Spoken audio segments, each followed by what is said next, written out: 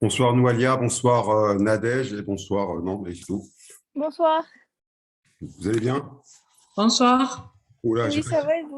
ça va. Excusez-moi, j'ai pas activé la caméra. J'ai oublié de le faire. Ça va, ça va. Un petit élément. Le cours de demain commence à 19h, je dois vous le rappeler. Au cas où vous l'auriez oublié. C'est le message que j'ai dit. Bon, j'ai le message.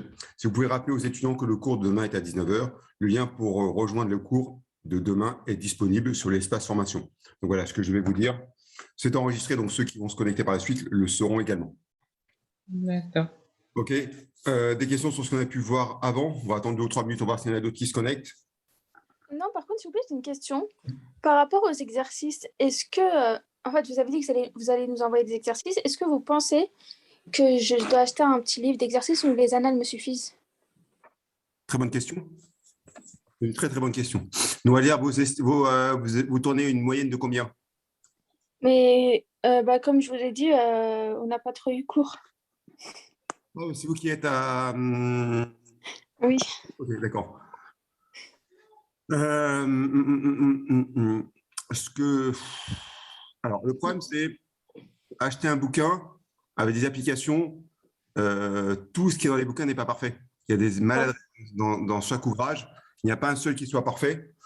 Donc, ça peut porter plus porter à confusion qu'autre chose. Les annales sont très bien. Vous les faites. Il faut les avoir fait 2 à 3 fois. Même si vous avez l'impression que vous connaissez par cœur le résultat, en soi, ce n'est pas gênant. Vous devez gagner en temps, en démarche. D'accord? Par exemple, la thématique, je ne sais pas, vous avez fait un exercice, le dossier de l'année 2020, que vous avez fait en 4h30. Le but au départ, c'est de savoir tout faire. Et après, c'est de savoir réduire le temps pour y arriver. Vous devez savoir qu'en DCG, quasiment toutes les UE, notamment les UE où il y a des chiffres qui apparaissent, c'est-à-dire en finance, en comptabilité approfondie, en contrôle de gestion, en intro à la comptabilité, voire même un peu en fiscalité. Il n'y a pas de temps pour faire un brouillon. Le candidat doit tout faire en direct. Donc, si vous faites un brouillon et vous recopiez, en aucun cas, vous n'aurez fini l'épreuve. Et il y a 20 minutes de lecture et 10 minutes de relecture à la fin. Donc, il y a un temps incompressible d'une demi-heure. Donc, n'essayez pas de gagner trop de temps et ne commencez pas automatiquement par le dossier 1, commencez par ce que vous maîtrisez le plus et mettez des temps de passage. C'est le meilleur conseil. Moi, d'ici à la fin, on est le combien là? Pas d'ici à la fin de la semaine prochaine, d'ici à mercredi de la semaine d'après. C'est-à-dire d'ici au 2 mai, j'aurai envoyé un maximum de sujets traités avec tous les corrigés avec. Ok, super. Voilà. Moi, je dois aussi terminer des cours à droite à gauche. J'ai des engagements, donc voilà, il faut que je fasse en dehors de mes engagements les choses. C'est pas simple. Par exemple, ce soir, je vais exceptionnellement quitter 2 ou 3 minutes avant le cours, vers 20h55. C'est pas pour le jeune, hein, ou pour rompre le jeune. Simplement, je vais me reconnecter d'une classe de DSCG juste après, parce que voilà, c'est des cours du soir et je dois revoir sur quelques petits points avec eux. Et voilà, j'ai pas envie de. Voilà, ils ont un cours de 21h, moi je vais les reprendre après. Et voilà, je sais que si je n'enchaîne pas, certains abandonnent parce que c'est tard. Donc voilà, exceptionnellement, je quitterai vraiment précisément 1 heure, mais normalement, mon timing est fait pour y aller. Bonjour Lauriane, vous allez bien? Ok, merci beaucoup. Et s'il vous plaît, j'ai une dernière question. Je ne sais pas si si vous allez y répondre ou pas, mais est-ce que vous avez des probabilités de ce qui pourrait tomber en contrôle de gestion et en compta approfondi? Très bonne question. Alors, comment dirais-je ceci? C'est pas rien n'est certain dans ce que je vais vous dire. Je serai un étudiant, et c'est aucune personne qui est là. Je serai un étudiant qui serait vraiment à la ramasse, qui n'aurait pas le temps de réviser pour se préparer correctement au DCG. Moi, je dirais en contrôle de gestion, on ne peut pas faire d'impasse sur les coûts partiels, c'est-à-dire le seuil de rentabilité, le coût spécifique, voilà, et tout ce qui va avec, donc le levier opérationnel et tout ce qui s'ensuit. Ça, l'impasse est risquée. Je pense qu'un des 3 thèmes suivants, enfin, 2, voire le troisième après, va tomber également. Donc, je mettrai un petit billet également sur la probabilité qu'il y ait un exercice sur la formule de Wilson, la gestion des stocks, ou qu'il y ait quelque chose sur ce qu'on appelle la programmation linéaire, c'est-à-dire le facteur rare. Oui. Si un des deux ne tombe pas, ça devrait être la masse salariale. Donc, ces deux thématiques, ces deux gros thèmes que je dis, doivent normalement tourner autour de 10 points l'ensemble de ceci. Après, un calcul de coût. C'est un calcul de coût qui peut être le coût cible, qui peut être un écart sur coût. Je pense que, ou un coût marginal, je pense que quelque chose devrait tourner autour de ça. Et après, ça peut être tout. Ça peut être tout. J'ai un micro-doute sur le fait qu'on puisse avoir les prévisions des ventes. Ils nous l'ont mis 2 fois, qui n'étaient jamais tombées. J'y crois vraiment plus. Et je pense qu'ils vont arrêter avec ça. Mais ce n'est que ma pensée. Concernant la compta pro, il y a automatiquement quelque chose que sur les IMO corporels. Et si on regarde les différentes publications qu'il y a eu, notamment au niveau de revues comptables, la revue française, qui est une source d'inspiration pour des personnes qui font des sujets, au regard de ce qui s'est passé en 2020 et 2021, il y a eu beaucoup d'entreprises qui ont suspendu des plans d'amortissement. Donc, je pense qu'il peut y avoir une immobilisation, soit avec un test de dépréciation, modification d'un plan d'amortissement, ou, comme il a été dit dans la revue fiduciaire, la possibilité de suspendre l'amortissement totalement sur une année. Donc, je pense qu'il y aura quelque chose, comme j'ai dit à mes collègues sur la compta pro, je pense que moi, je miserai et je vais miser sur le fait qu'il y aura une modification de plan d'amortissement. Alors, de quel ordre ? Je ne sais pas, l'important, je ne sais pas. Je ne pense pas que ce sera comme un sujet où il y a une reprise après, un nouveau test de dépréciation. Je ne pense pas qu'ils iront si loin. Mais un premier test, oui. Ou une rupture ou un arrêt d'amortissement, oui. Après, une thématique concernant le capital. Donc, soit affectation de résultat, soit augmentation de capital. Un peu moins la création de société. Donc là, vous avez 10 points.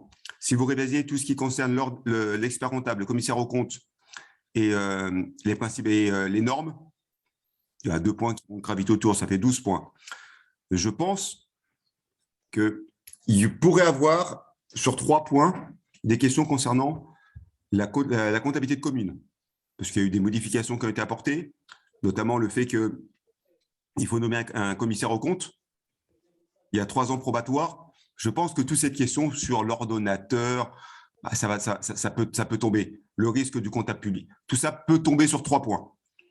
Et après, je dirais, pour terminer, contrat à long terme. Voilà. Ou s'il n'y a pas de contrat à long terme, éventuellement, le changement de méthode comptable. Voilà, je ne peux pas dire plus que ça. Moi, je maximiserai et je vais maximiser mes révisions là-dessus avec mes étudiants que j'ai tous les semaines. Ok, merci beaucoup, monsieur. Sur ce, il faut que j'entame parce que je suis en contrôle. Merci. Merci beaucoup. Question, Noalia? Merci beaucoup. Ok, pas de souci. Je vais ouvrir mon fichier et le partager avec vous. Excusez-moi.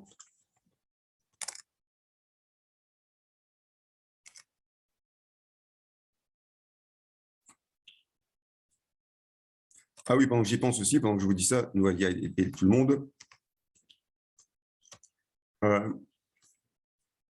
Ce que je vous dis n'est pas une source sûre, c'est mes pronostics.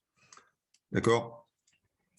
Il m'est arrivé d'avoir des sources qui étaient fondées, parce que je connais quand même des formateurs qui font des sujets. On m'a donné des tendances des années, je l'ai déjà donné à des étudiants. Malheureusement, ce que j'ai donné est arrivé dans les réseaux sociaux, donc ça m'a plus desservi qu'autre chose. Surtout que les gens disaient, voilà ce que dit M. Enrique Martinez, source sûre. C'est d'une maladresse extrême et ça m'a mis en froid vis-à-vis de certaines personnes. Donc, je vous dis, ce n'est pas une source sûre, je précise, et c'est ma pensée sur quoi je vais tendre sur tous mes élèves que j'ai. D'accord? Oui, monsieur. Oui, merci beaucoup. Et ceci en dehors de… Enfin, vous pouvez le diffuser à des camarades, mais ne citez pas mon nom. Non, non, ne vous inquiétez pas du tout. D'accord. Merci beaucoup. Je vous demande, parce que si jamais j'ai de la chance et ça tombe là-dessus, je ne tiens pas à voir mon nom circuler quelque part. Oui, je comprends. Ok, on y va. Donc, on va commencer. Alors, quand on veut calculer l'écart sur résultat, on a plusieurs façons de calculer un écart sur résultat. Donc, entre le résultat que j'avais prévu et le résultat que j'ai réalisé, il y aura des écarts. Donc, l'écart sur résultat peut s'analyser de différentes façons. On verra les avantages et les inconvénients de chacune d'eux. Premièrement, on peut dire que c'est l'écart sur chiffre d'affaires moins l'écart sur coût de production moins écart sur coût hors production. Autre possibilité, c'est de dire que c'est l'écart sur marge moins écart sur coût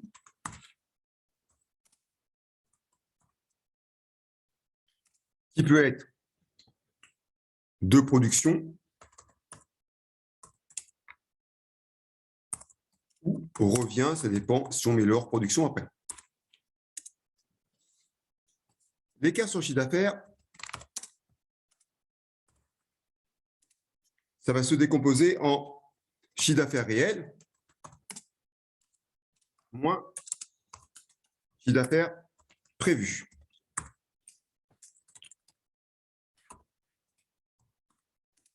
Il va se décomposer en deux sous-écarts. Il s'analysera en deux sous-écarts. Qui va être un écart sur prix de vente unitaire. Qui dit écart sur prix de vente unitaire, ça ressemble à écart sur prix, entre parenthèses. Donc, ça va être la même formulation. Écart sur prix. Et le deuxième qui va être l'écart sur quantité.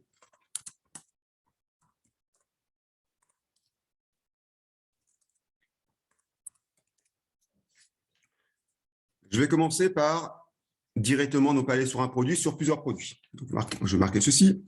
La société, directement, que j'aime bien, une boulangerie,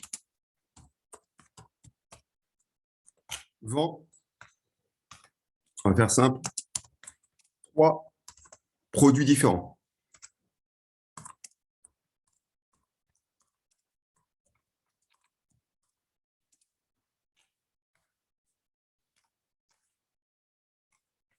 Voilà, ça n'a pas été noté, je ne sais pas pourquoi.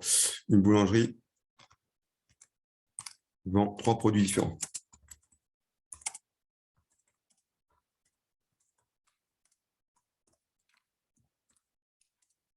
Le pain au chocolat ou chocolatine, ça m'est égal.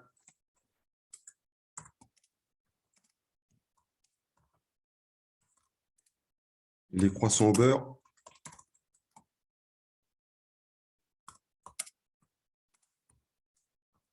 Et le pain au raisin.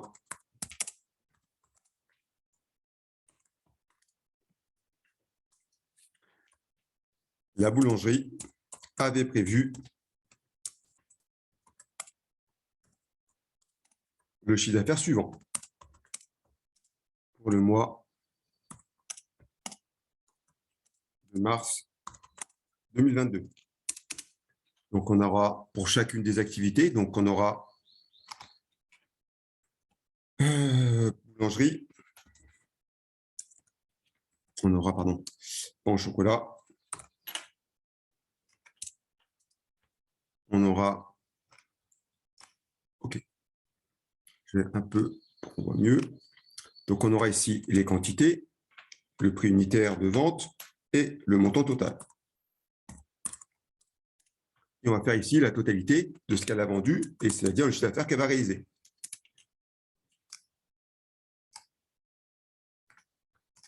Donc, on va partir sur le fait qu'elle avait prévu de vendre 20 000 pains au chocolat, qu'elle avait prévu de vendre 30 000 croissants au beurre et qu'elle avait prévu de vendre 25 000 pains au raisin. Soit un total de vente en quantité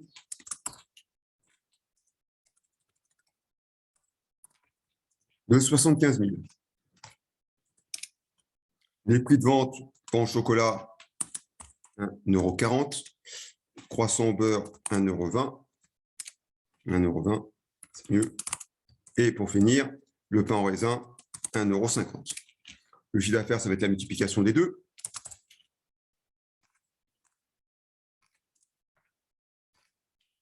Voilà le chiffre d'affaires et le chiffre d'affaires total étant la somme algébrique de tous mes chiffres d'affaires réciproques effectués. Ce qui fait que j'ai un chiffre d'affaires moyen, de vente moyen de 1,35. Je vais mettre ceci avec des séparateurs. Et pareil ici.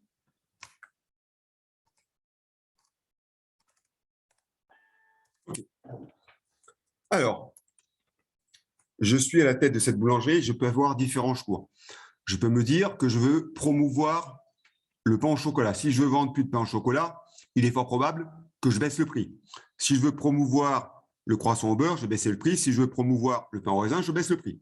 Donc, ce qui va se passer, ce qui aura des conséquences sur le volume de mes ventes. Le boulanger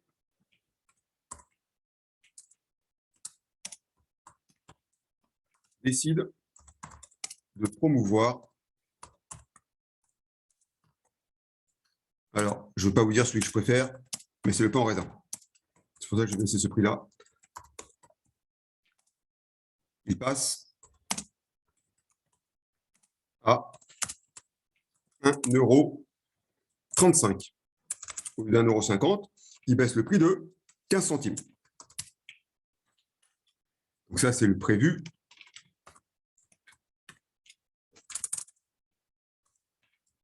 Je vais en dessous le réel.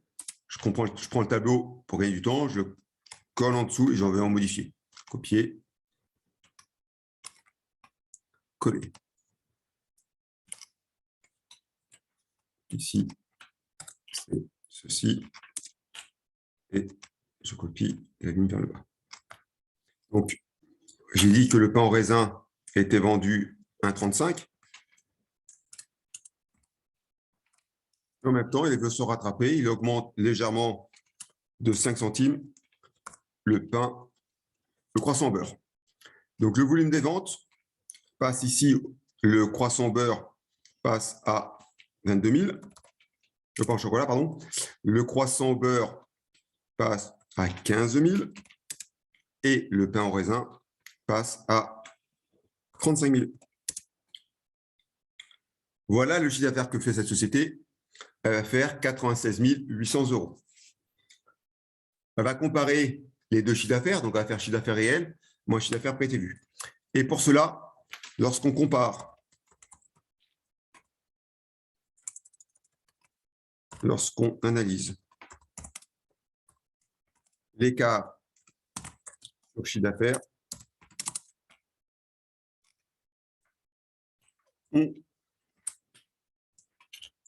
là, en rouge, on ne doit pas réajuster les volumes. C'est-à-dire qu'on garde les volumes comme tels. Je vous rappelle que quand on était sur les écarts sur coût, afin d'analyser l'écart sur coût, on avait réajusté la quantité préétablie, d'accord, de chaque composition de mon coût. On l'avait ramené à la quantité réelle qui avait été fabriquée. Donc ici, on ne ramène rien. On prend et on compare les volumes tels quels. Donc, on va faire l'écart ici. Je vous rappelle qu'on fait toujours réel moins préétabli. Donc, je vais faire ici mon écart. Je vais copier ceci. Copier. Coller. Je vais refaire un même tableau avec le préétabli qui était au-dessus.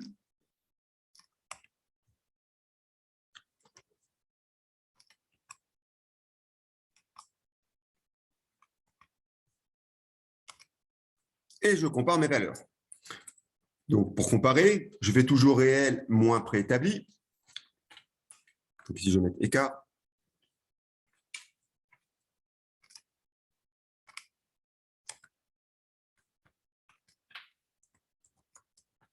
Montant.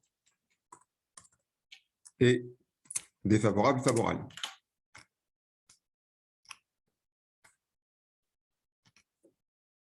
Vous avez passé le message à... Je crois que c'est vous, mademoiselle Sana, qui devait passer le message à monsieur Bitono. Vous l'avez fait?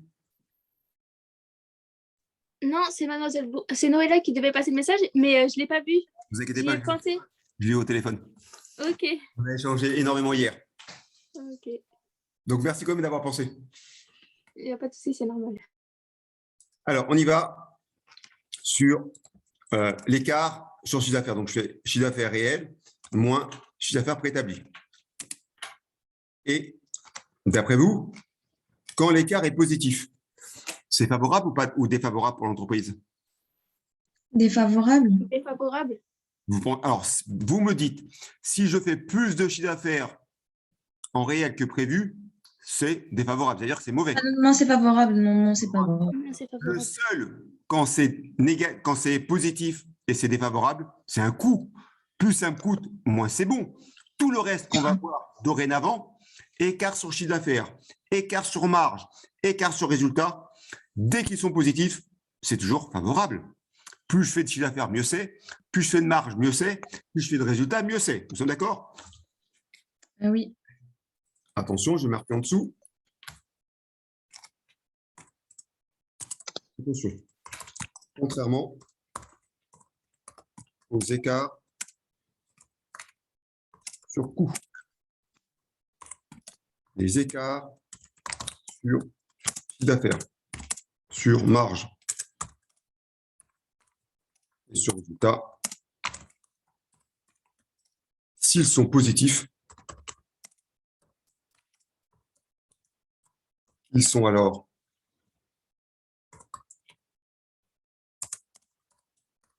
favorables. Dans le cas contraire, défavorables.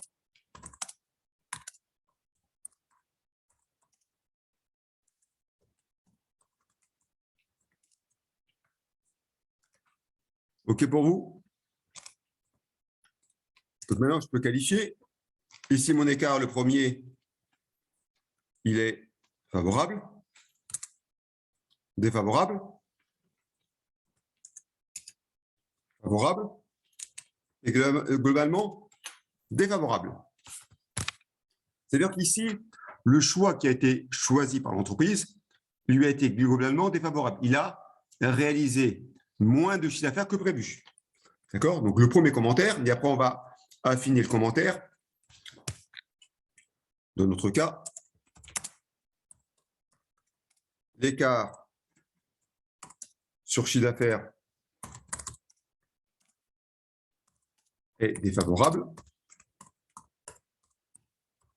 de 4 711 €. Alors, je vais faire un petit pourcentage, mais je vous rappelle qu'ici, on doit toujours comparer en pourcentage. Donc, c'est 4 700 que je compare au chiffre d'affaires qui était prévu, qui était de 101 500 €. Donc, je vais mettre en pourcentage, soit 4,63% de chiffre d'affaires en moins.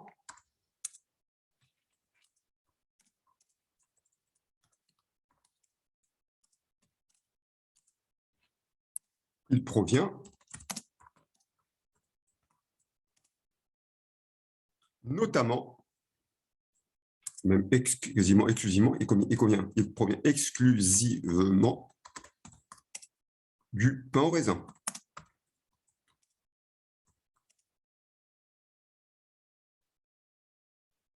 D'accord? C'est-à-dire que le fait d'avoir baissé le pain au raisin, c'est normal que pourquoi j'ai baissé? Je vais modifier quelque chose parce que je n'aime pas ce chiffre-là, 15 000 ici. Il y a un problème sur les lignes. Ça, c'est pain au chocolat ici. Le premier, c'est pain au chocolat. Il manquait la ligne pain au chocolat. Ici, c'est le pain au chocolat. Et après, c'est le croissant au beurre. Ça ne change pas les valeurs. C'est notamment le croissant au beurre.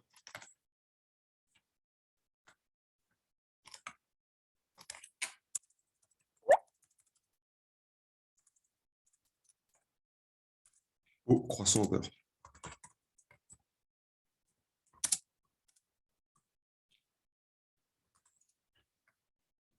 Moi, ce qui m'intéresse, c'est de savoir ce qui s'est réellement passé. Donc après, on vous demandera de calculer cet écart et le subdiviser en écart sur prix et écart sur quantité. Donc, on va faire pour tous afin d'analyser au mieux tous nos produits. Donc, écart donc, pour le pain au raisin, pain au chocolat, écart sur prix unitaire de vente,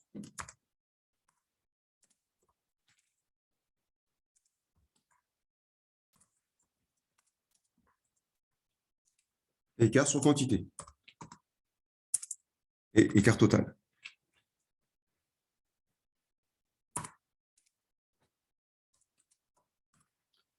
La formule restant la même que celle qu'on a vue la dernière fois. Donc, l'écart sur prix, je rappelle qu'on fait toujours la différence entre prix réel moins prix préétabli. Donc, ici, c'est le prix de vente. 1,40 moins 1,40. Le tout multiplié par la quantité réelle, 22 000. Évidemment, je n'ai pas modifié mon prix de vente. C'est en dessous. Comme je n'ai pas modifié le prix de vente, j'ai un écart sur prix qui doit être égal à 0. Nous sommes d'accord?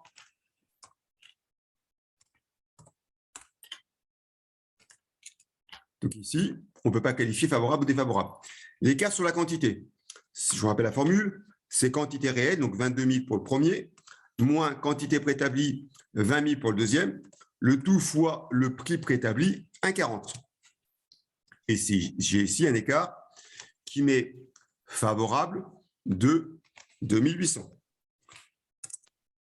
Donc ici, favorable, favorable étant la somme des deux.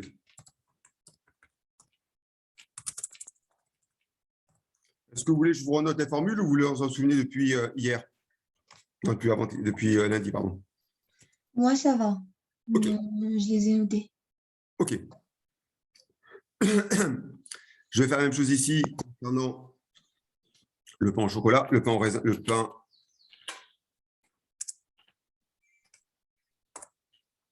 le croissant au beurre. Je vais marquer écart sur prix de vente, écart sur quantité et total. L'écart sur prix de vente, je rappelle, c'est le prix de vente unitaire réel, 1,25 moins 1,20, le prix de vente préétabli fois 15 000.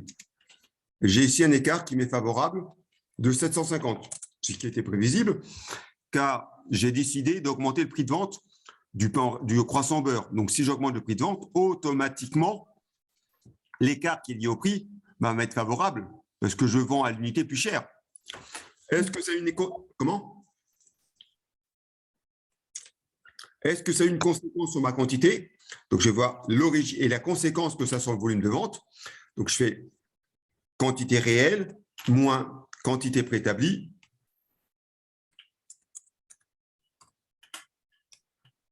multiplié par le prix préétabli. Et là, j'ai un écart qui met de 18 000 euros. Et cette fois-ci, ça m'est défavorable. Parce que c'est négatif, je vous rappelle, négatif, défavorable. Si je fais la somme,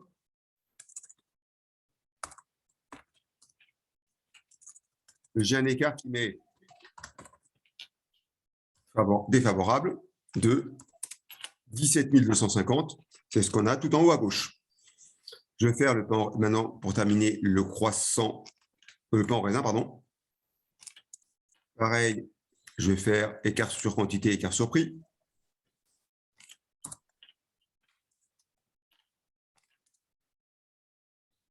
Et évidemment, je fais le total.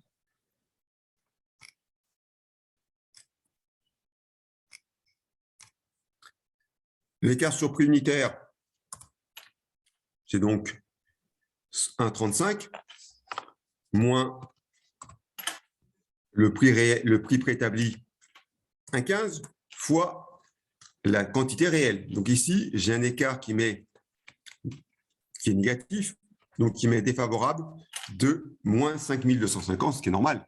Si j'ai baissé le prix de vente, automatiquement, j'ai eu un écart sur prix qui m'est défavorable.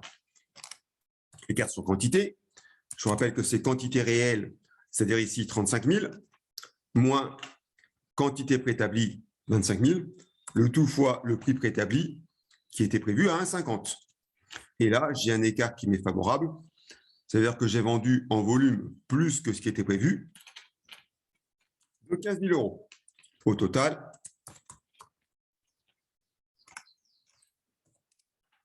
j'ai un écart qui m'est favorable de 9 750. Donc ici, si je devais analyser la situation, c'est de dire que concernant, parce que j'ai un écart qui m'est défavorable, l'écart défavorable vient du pain au raisin, du pain au raisin, non, vient du croissant au beurre encore, qui m'est défavorable en quantité de 18 000 euros. Cet écart défavorable de 18 000 euros en quantité provient a priori de l'augmentation du prix de vente qui s'est traduit par un écart favorable sur le prix de vente. Mais le problème ici, c'est que quand j'arrive à la boulangerie, et j'ai toujours l'habitude d'acheter un pain au raisin, le pain au raisin qui valait 1,50 € passe à 1,35 €. Donc, la personne qui achète toujours le pain au raisin va acheter un pain au raisin. Mais la personne qui venait et qui disait « je payais mon pain au pain au chocolat 1,40 €, il est plus cher que le pain au raisin. J'achetais que des pains au chocolat parce que 10 centimes, le pouvoir d'achat étant compliqué, je préfère laisser 10 centimes dans ma poche et prends un pain au chocolat. Aujourd'hui, le pain au raisin étant moins cher que le pain au raisin étant moins cher que le pain au chocolat, je vais acheter un pain au raisin, je vais économiser 5 centimes et en vérité, je préfère le pain au raisin. » La personne qui achetait des croissants au beurre, qui payait 1,20 €, il est passé à 1,25 €. Il se dit, avant, je devais payer 30 centimes de plus, de passer de 1,20 € à 1,50 € pour avoir un pain au raisin. Maintenant, en rajoutant uniquement 10 centimes, je peux avoir un pain au raisin. Donc, c'est-à-dire que certains de ceux-là vont aller vers le pain au raisin parce qu'à 10 centimes près, je me dis, c'est bon, de temps en temps, je vais faire une entorse à mes petites économies et je vais me faire plaisir en prenant un pain au raisin. C'est-à-dire que si je suis dans une activité où je peux avoir des produits qui sont substituables les uns pour les autres. Ce qu'on va considérer ici dans mon exemple, c'est que la personne qui a acheté un pain au chocolat peut valablement acheter un pain au raisin parce qu'il est en promotion, peut valablement acheter un croissant au beurre parce qu'il est en super promotion, peut être retiré du pain au chocolat parce que j'ai vachement augmenté le pain au chocolat parce que le chocolat coûte de plus en plus cher. Pour des raisons diverses, je vais substituer le produit que j'ai acheté par un autre. Dans ce cas-là, on va analyser l'écart sur quantité en deux sous-écarts. Donc, si les produits peuvent être substituables les uns par les autres, alors, Excusez-moi, ça veut dire quoi, substituable? remplacer l'un par l'autre. Donc, ça veut dire qu'au lieu d'acheter un pain au raisin, je le remplace par un pain au chocolat. Ok, merci. Ce qui n'est pas substituable, moi qui partais à la boulangerie acheter, moi qui partais à l'épicier acheter du lait, le lait augmente, c'est pas pour ça que je vais me pencher pour acheter une bouteille de whisky. Ce n'est pas ce qui peut être substituable. On vendait des croissants, des yaourts nature. Aujourd'hui, le yaourt nature coûte plus cher que le yaourt aux fruits, même si ce n'est pas la même finalité. Si le yaourt aux fruits est moins cher, allez, je vais sur le yaourt aux fruits. Quelqu'un qui aime le yaourt aux fruits, et vous savez, quand il y a des morceaux, c'est un peu plus cher. Demain, ceux qui sont avec des morceaux sont moins chers, et que je sais que je préfère ceux avec des morceaux, je vais me tendre vers celui qui a des morceaux et laisser celui où il y a des miettes. Même si le prix entre les deux ne paraît pas justifié pourquoi je suis dans l'un et pourquoi je ne passe pas à l'autre. D'accord? Oui. Je peux le remplacer par un autre.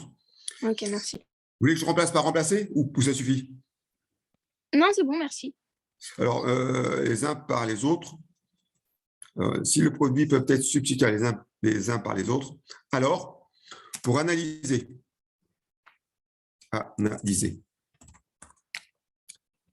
l'écart sur quantité.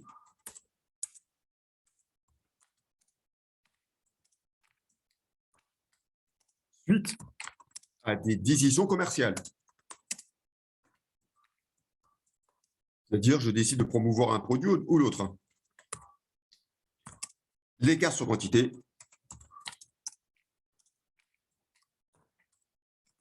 sera subdivisé en deux écarts. Écart sur composition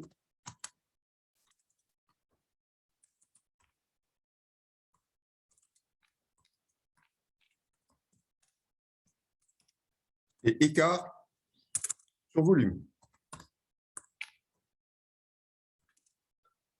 Pour déterminer ces deux sous-écarts,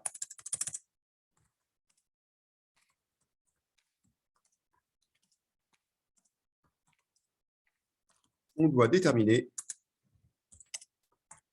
au préalable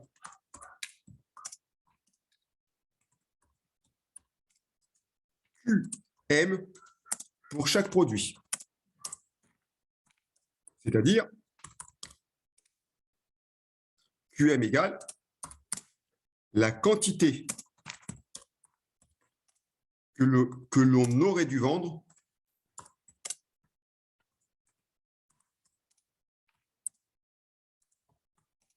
en réalité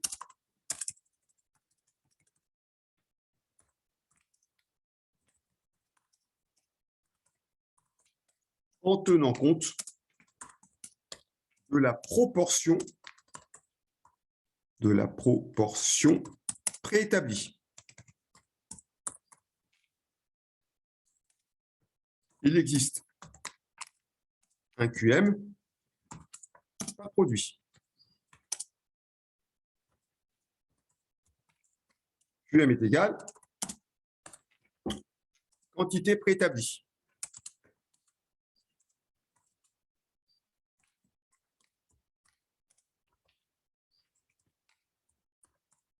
Multiplié par le volume total des ventes.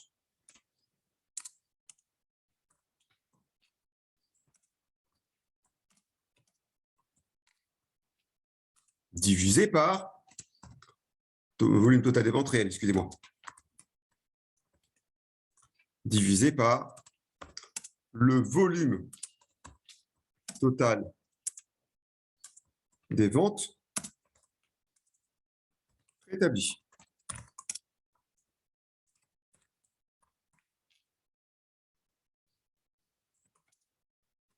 Donc ici, si je calcule QM pour le pain au chocolat, pour le croissant et pour le pain au raisin, voilà ce que ça donne.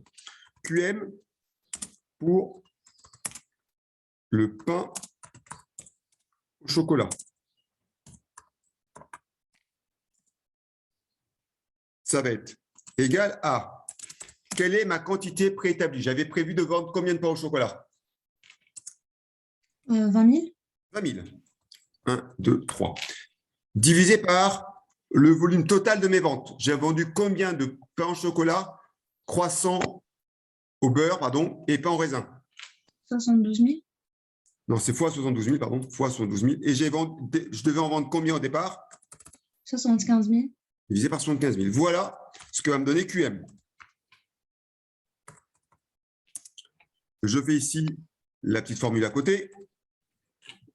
Donc, c'est 20 000 multiplié par 72 000 divisé par 75 000.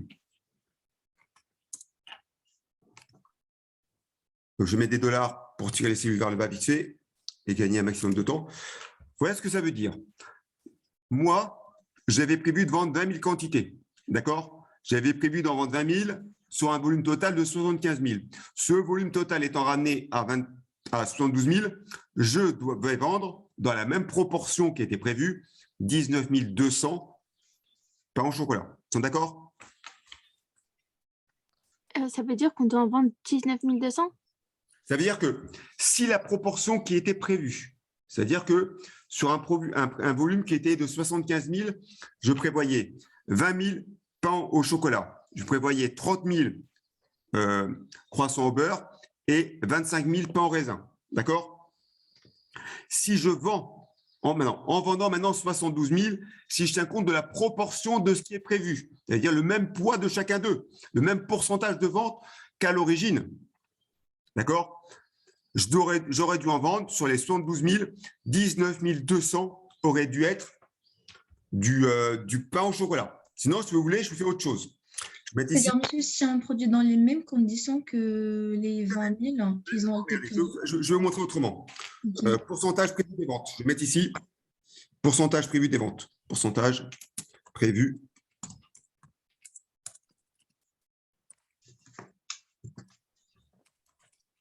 Alors, pour le pain au chocolat et autres. Voilà. Si je veux le pourcentage que j'avais prévu, je vais faire donc bien ici 20 000 divisé par 75 000. D'accord?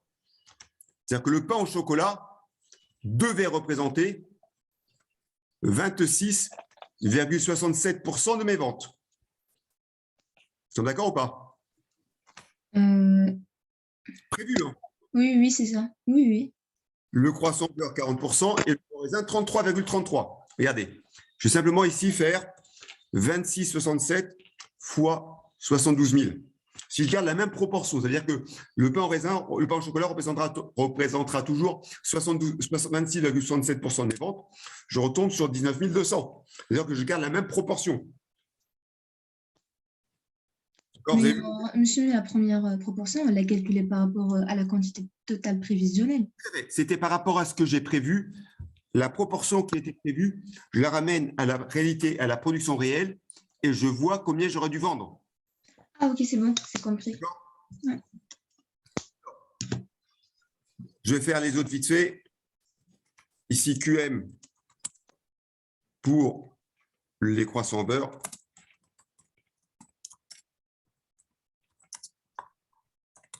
Et QM pour le pain au raisin.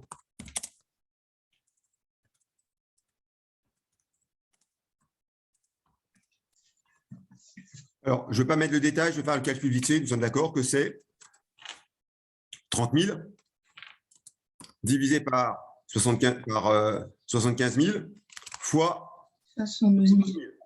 D'accord. Voilà combien je dois avoir. Et si je ne me suis pas trompé, en total, je dois retomber mes 72 000.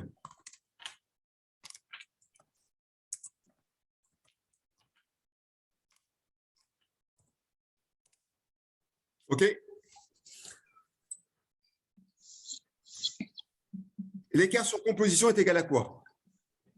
Je remonte un peu plus haut. Je vais mettre ici. L'écart sur composition, la formule, c'est égal.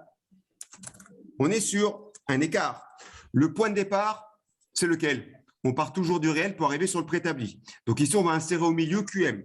Donc ça va être quantité réelle moins QM fois le prix préétabli.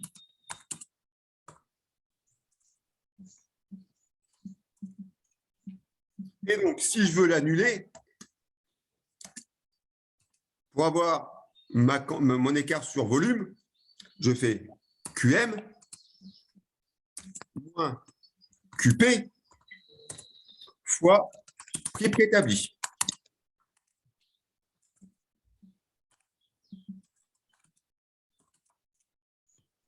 Maintenant, on va calculer pour chacun d'eux l'impact.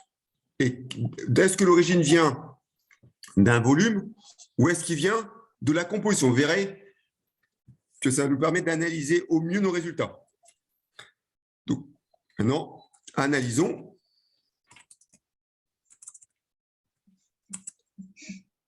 L'origine de l'écart sur quantité. Vous voyez, votre prof avait été covidé la semaine dernière. Il est encore Covid. Hein. Oui. Je sais. J'ai échangé avec lui, il est Covid, positif. Lui, c'est toute sa famille. Oui, les pauvres. C'est dur, le Covid. Comment? C'est vraiment dur, le Covid. Je sais pas, C'est vraiment dur. j'ai pas été touché. Ouais, moi aussi. Et j'ai pas été, et je suis pas vacciné non plus. Ah bah ça, c'est cool. Moi, j'ai fait que les 2 doses et je comptais pas faire la 3e. Moi, je n'ai fait aucune dose. Pour être clair avec vous, j'ai jamais porté aucun masque en cours, j'ai jamais rien fait. C'est bon, si je dois l'attraper, je dois l'attraper. Avant, les gens attrapaient malade et ils avançaient. Pour moi, c'était que du pur négoce. Monsieur, avant, vous faites comment pour aller au resto, sortir et tout ça? Eh bien, j'allais dans des restaurants, j'étais clair avec eux, j'ai rien. Soit on me laisse rentrer, soit on me laisse pas rentrer. Mais où je travaille, on me connaît, donc on me laisse rentrer sans aucun problème. On m'a jamais contrôlé. Et quand on me contrôle, ben, j'allais avec d'autres personnes, on leur disait qu'on partait tous. Donc soit on partait tous, soit ben, ils étaient obligés de m'accepter. Ça a passé, allez, 3 fois sur 4, on me laissait tranquille. Vous avez de la chance. Oui. Vous embêtez?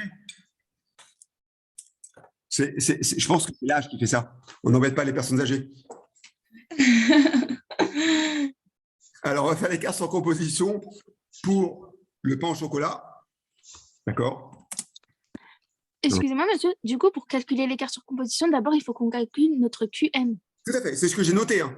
Ouais. D'accord. Pour déterminer les deux sous-écarts, on doit déterminer au préalable QM. Ok, merci. Mais vous avez bien raison de poser la question, pain au chocolat. Je mets au pluriel parce que il faut qu'il y ait 2 chocolats pour moi. Alors, on y va sur le premier, je fais le premier, vous ferez le deuxième. Je rappelle que la formule, c'est quantité réelle. La quantité réelle de pain au chocolat qui ont été vendus, 22 000. La QM de pain au chocolat, 19 200, multiplié par le prix préétabli, 1,40. J'ai un écart de 3 920 qui met, il est positif, il est comment? Il est favorable. Voilà, parfait. Et monsieur, vous avez multiplié par quoi? Le prix préétabli, regardez, je remonte. J'ai fait 22 000 moins 19 200 fois le prix préétabli. Ok. La formule est à la ligne 52. Ok, nickel, merci. Je vais peut-être vite, vite parce que cette thématique est longue et il va falloir que je finisse. Mais la première partie est très longue, après ça ira plus vite. Pour le croissant au beurre, je vais faire comment? Quantité réelle 15 000 moins la quantité préétablie moins Q1, pardon, 28 800, le tout fois le prix préétabli de 1,20. Ici, ça m'est défavorable de 16 560 €. Concernant le dernier, qui est le croissant, le pain au raisin, pardon, quantité réelle, 35 000, moins QM, 24 000, fois le prix préétabli, 1,50. Là, j'ai un super écart qui est favorable de 16 500. Au total, j'ai 3 860 € qui m'est favorable. Excusez-moi, est-ce que vous pouvez juste dire un mot par rapport à composition? Ça signifie quoi exactement? Je vais y arriver, j'arrive. Tout de suite, c'est prévu. Alors, composition, ça veut dire quoi? Ça veut dire que QM, c'est quoi? QM, c'est quelle est la quantité que j'aurais dû vendre, d'accord, en tenant compte de la proportion initiale, donc de ce que j'ai préétabli, par rapport au volume réel de vente. D'accord? C'est-à-dire que logiquement, pour 72 000 quantités de pâtisseries vendues, j'aurais dû avoir 19 200 pains au chocolat. J'aurais dû avoir 28 800 croissants au beurre. J'aurais dû avoir 24 000 pains au raisin. Si jamais j'ai un écart qui est favorable, ça veut dire que j'en ai vendu plus. C'est-à-dire que la parité tarifaire que j'ai fait, d'accord, a favorisé tous ceux qui ont un écart sur composition favorable. C'est-à-dire que la politique de tarif qu'a fait la société, la boulangerie, pardon, c'est-à-dire de baisser le prix de vente d'une part du pain au raisin, d'augmenter le prix de vente du croissant au beurre, pardon, a eu un impact sur la composition. C'est-à-dire que le pain au raisin a vu sa part de vente augmenter. C'est-à-dire que le pain au chocolat a vu sa part de vente augmenter. Ça veut dire que le croissant au beurre a vu sa part de vente diminuer. Voilà ce que ça veut dire. Dans, Ok, dans tous les cas de merci. figure, dans tous les cas de figure, ça, je ne vais pas le noter parce que c'est d'une logique extrême. Quand vous avez deux produits, quand vous faites la promotion pour l'un ou pour l'autre, il y en a un qui va augmenter, l'autre qui va baisser en termes de leur pourcentage de vente. D'accord? Donc, on aura un écart sur composition qui est favorable pour l'un et défavorable pour l'autre. Lorsqu'on a trois produits, c'est très simple. On en a un qui est favorable, parce qu'on a un qui va toujours tirer profit, un qui est défavorable, parce que c'est un qui a gagné, l'autre, il va perdre automatiquement, et le troisième peut être favorable ou défavorable. D'accord? Qu'on ait 4, 5, 6 produits, dans tous les cas de figure, il y en a toujours un qui est favorable, toujours un qui est favorable au minimum, un qui est défavorable au minimum. Tout le reste peut être favorable ou défavorable. D'accord? Maintenant, l'écart sur volume. L'écart sur volume, il est du même signe, quels que soient mes produits. D'accord? J'aurai le même signe pour le pain au chocolat, le croissant et le pain au chocolat. Je vais comparer le volume. Ça veut dire que je compare à avoir vendu 72 000 par rapport à avoir vendu 75 000. Dans les mêmes proportions. Ça veut dire que moi, ici, mon volume réel étant inférieur au volume préétabli, je vais avoir un écart défavorable pour tous mes articles. Donc, l'écart sur volume aura le même signe, favorable ou défavorable, quels que soient mes produits. C'est-à-dire que si la quantité totale de vente est supérieure à la quantité totale préétablie, l'écart sera favorable. Si la totalité de volume réel de vente est inférieure à la totalité des préétablis, mon écart sera défavorable. D'accord? Donc, moi, je sais ici que j'aurai un écart défavorable, car 72 000 est inférieur à 75 000. Je vais quand même le faire, mais je sais sur quoi je tends. Quand vous faites une application, il est bien de savoir sur quoi on tend. Vous vous rappelez que lundi ou mardi, j'ai un doute, non, lundi, on avait fait l'analyse concernant les écarts sur les charges indirectes. On avait vu que sur le budget, on savait automatiquement si ça allait être favorable ou défavorable. Sur le rendement, on savait automatiquement si c'était favorable ou défavorable. Savoir sur quoi on tend et arriver à ces résultats, c'est ultra rassurant pour un étudiant et pour un prof aussi. On y va sur le volume. J'ai parlé un peu vite, je crois, mais c'est pour gagner du temps. Mais comme c'est enregistré, le replay, la rapidité n'existe plus. Copier-coller. En replay, vous pouvez mettre au ralenti ou pas ma voix?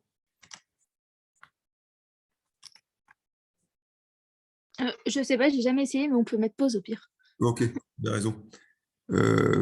Copier. Voilà. Copier. Collage spécial. Et valeur. OK. Donc ici, l'écart, c'est quoi? C'est quantité SQL, donc 19 200, moins quantité préétablie, 20 000, le tout fois prix préétabli, 1,40. Et je peux faire la même chose jusqu'au bout. J'ai donc ici négatif, défavorable, défavorable, défavorable, et au total,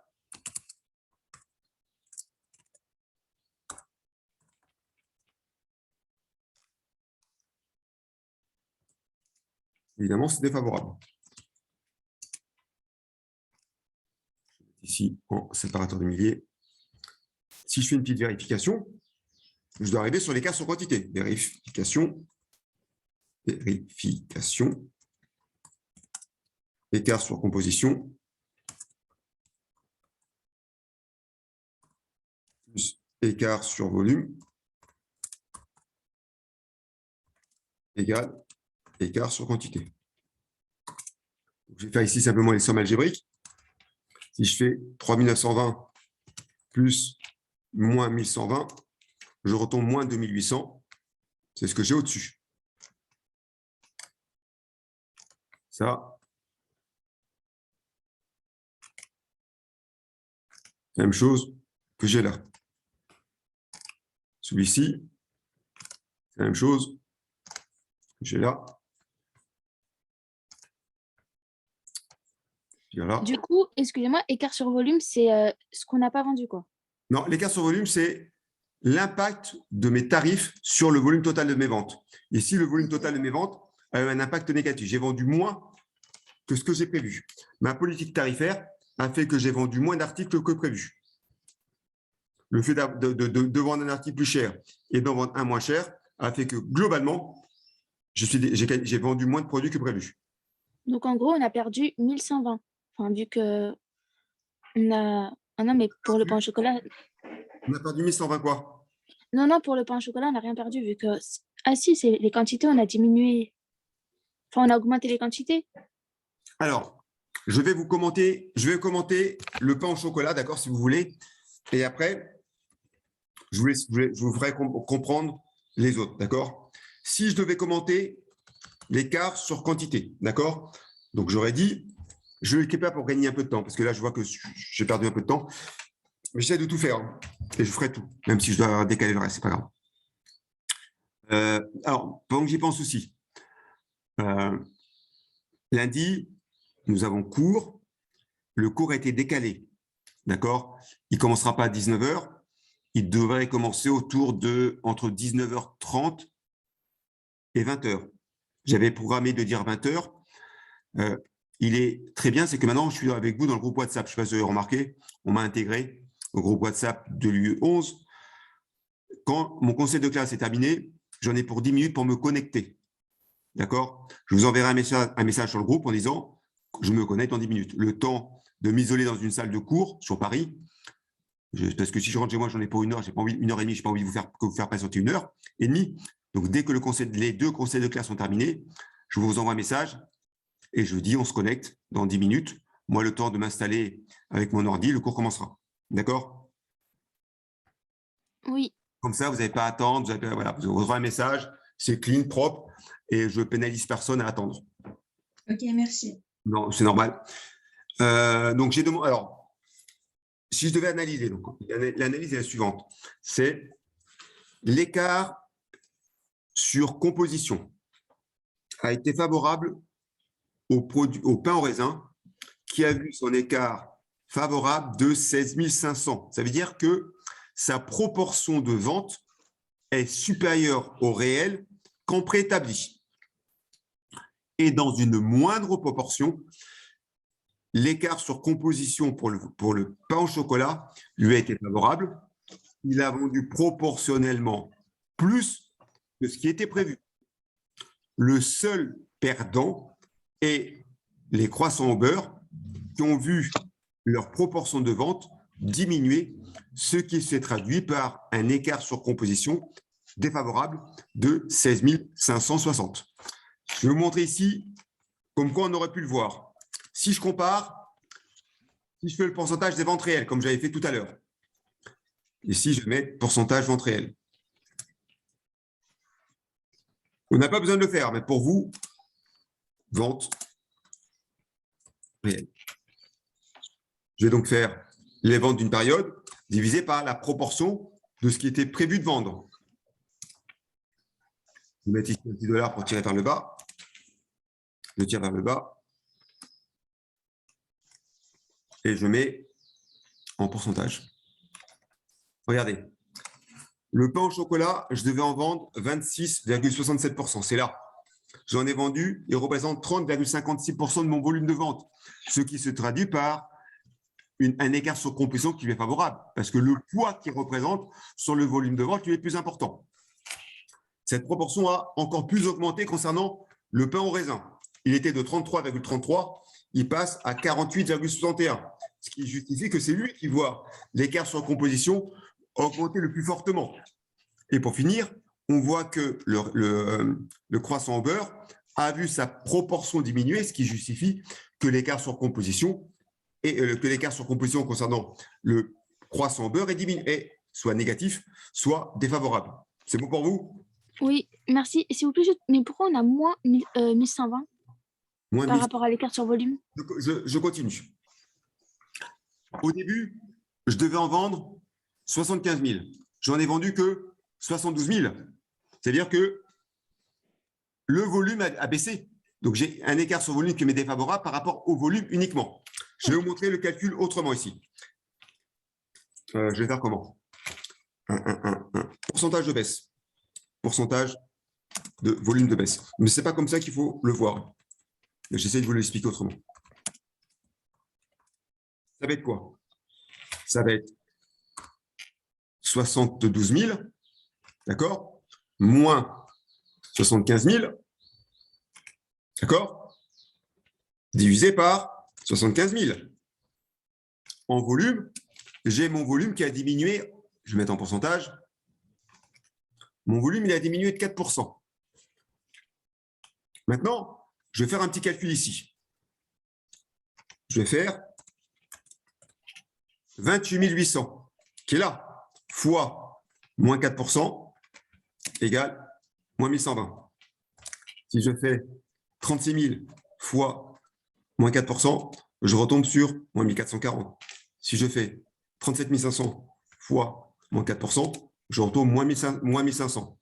Si je fais 101 500 fois moins 4%, je retombe moins 4060. Tout est lié à mon volume de vente en moins ou en plus dans d'autres cas de figure. C'est bon pour vous? Ok, oui, merci. Cette explication vous paraît correcte ou pas? Ben, en fait, ça suit, quoi. C'est logique, comme vous avez dit, c'est en lien. Tout à fait. Alors,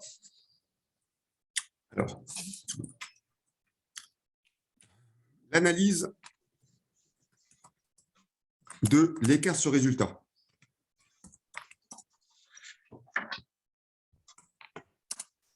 En partant de l'écart sur chiffre d'affaires est peu analysable. Car on ne connaît pas les marges réalisées. C'est-à-dire qu'on peut vendre un produit à perte. Il est donc préférable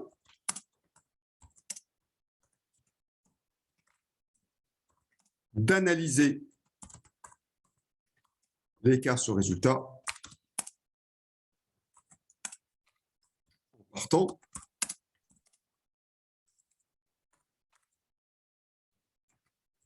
de l'écart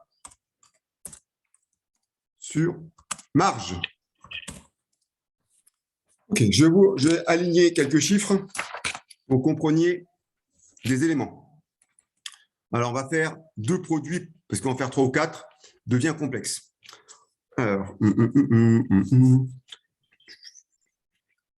la société Alpha. Et après, je vous montrerai comment calculer tout de suite. La société Alpha, dans l'heure, a prévu les éléments suivants.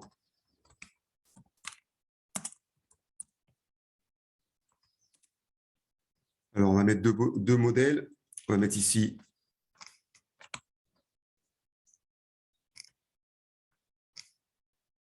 pour certains, ça marche ce que je fais quand même. On va appeler le... Allez, on va parler OM PSG. Je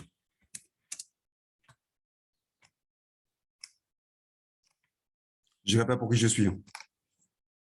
Sinon, vous allez me vanner.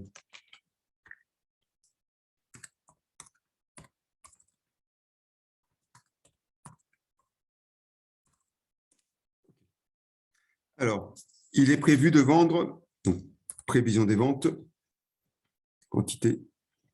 Donc, on vous devait, alors on va mettre en dessous ici, prévision des ventes.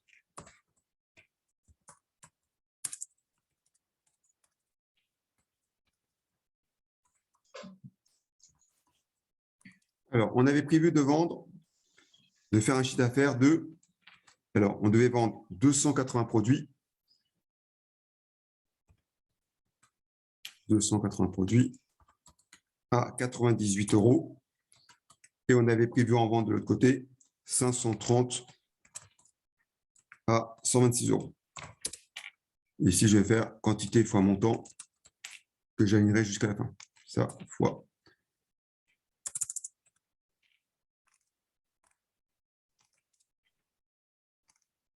Noalia, pourquoi chez Fisben, vous suivez quel type de cours, Noalia?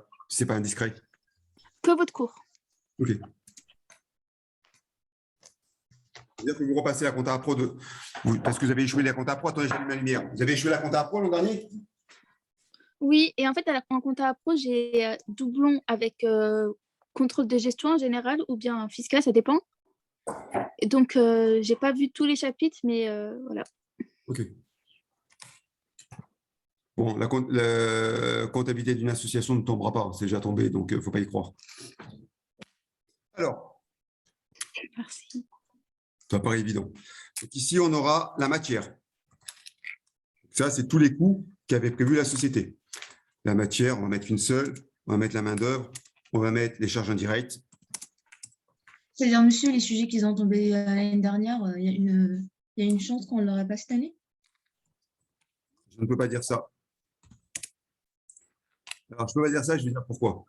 Le sujet, c'est un sujet qui est atypique, qui ne correspond, qui a été fait simplement pour normalement essayer de sauver les meubles. La masse salariale qui est tombée l'an dernier était déjà prévue l'année d'avant.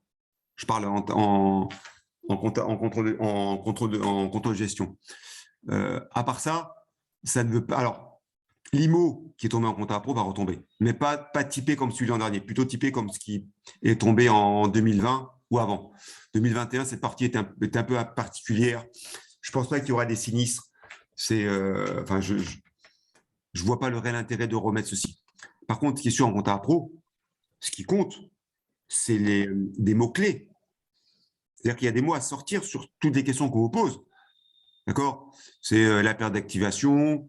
Vous devez sortir, par exemple, quand c'est un prix d'achat, enfin le prix lors de l'augmentation de capital, quel est le prix d'émission minimum, le prix d'émission maximum. Voilà, il y a des éléments qu'on veut voir, des mots qu'on veut voir. Quand une méthode de référence, on veut voir les mots. Il y a des mots qui rapportent des points. Quel que soit le laïus que vous mettez, c'est certains mots qui rapportent des points, comme en droit. Parce que tout ce qui est réactuel, c'est bon. Alors, quantité, je vais mettre ici 560. On va essayer de mettre des chiffres ronds. Ici, je vais mettre 840. Ici, je vais mettre 840. Et le coût de production de 280.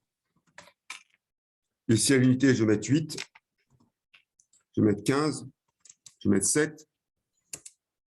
Ici, je fais la somme de ce qui est au-dessus.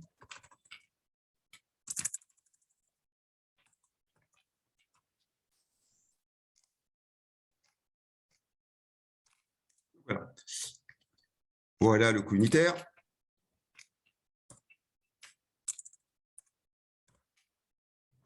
Et mon résultat, c'est mon résultat de 280 produits. La différence entre 27 440 moins 22 960, qui fait un résultat unitaire de 48 4 880 divisé par 280. Donc, ça veut dire que moi, je prévois de faire un résultat de 16 € par produit sur l'OM et d'en vendre 280. Concernant le PSG, donc je vais faire ici ça fois 2, je vais mettre une multiplication facile, fois 2.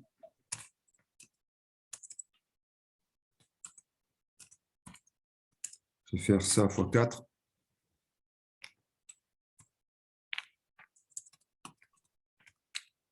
Je vais mettre la même chose en dessous.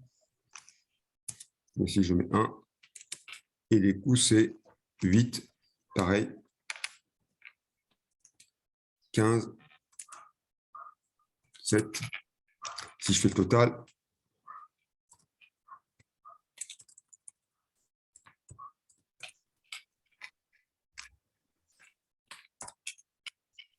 Ici, c'est 530 produits. Ça me coûte le montant total divisé par les quantités.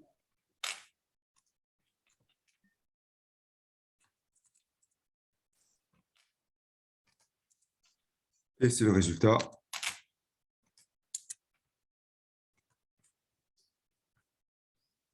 Qui va être le montant total qui est là,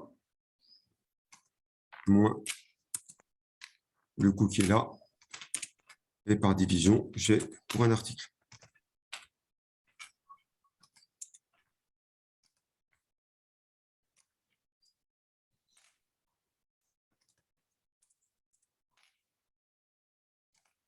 Voilà ce qui s'est passé. Maintenant, on va vous donner le réel. Coût réel. Non, réel.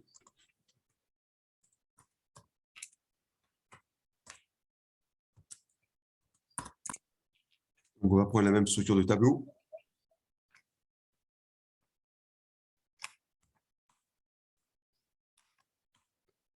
Copier.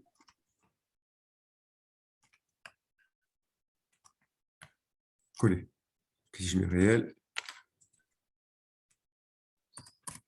Alors, en quantité, on en a vendu 300 ici. Au prix de vente de 92 €. Ici, je vais en vendre 500, on va dire, au prix de 120 €.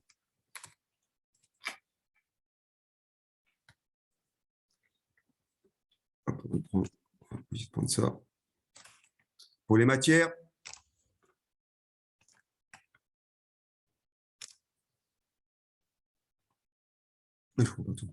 concernant les matières, qu'est-ce qu'on vous dit? Copier-coller.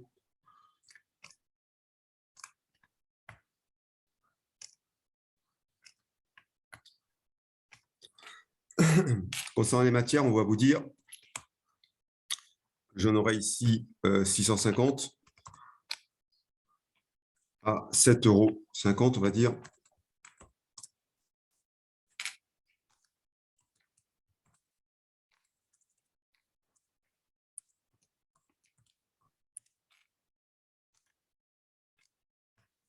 Ici, je vais donc en vendre 1000 à 7,50 € également.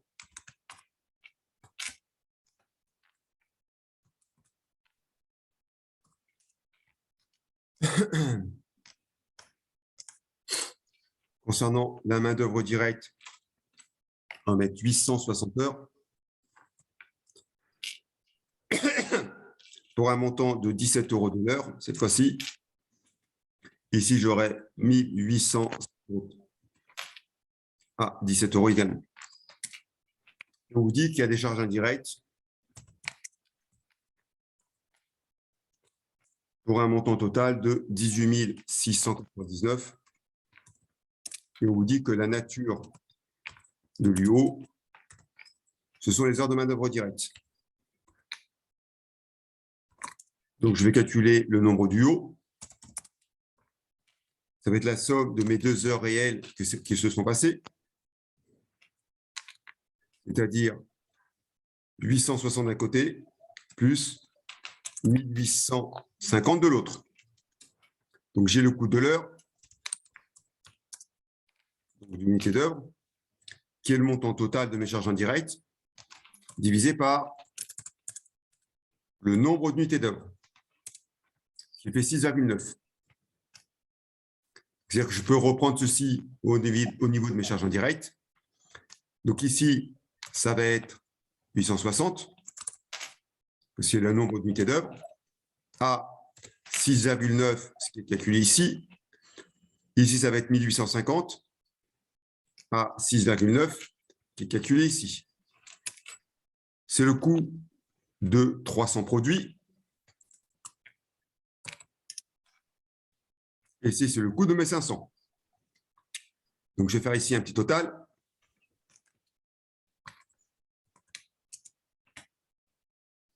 Je vais faire la somme algébrique de l'ensemble de mes dépenses et de mon chiffre d'affaires.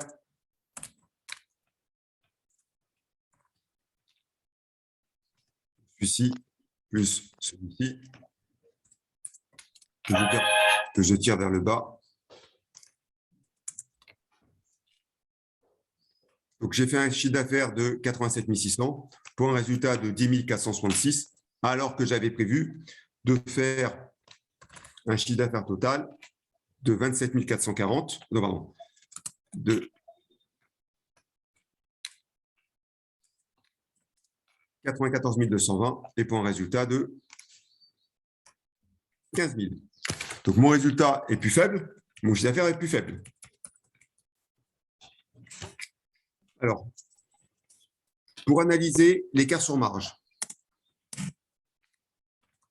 L'écart sur marge. on doit déterminer la marge unitaire. La marge unitaire préétablie, réelle. Marge unitaire préétablie. D'après vous, à quoi correspond la marge unitaire réelle et à comment on calcule la marge unitaire préétablie?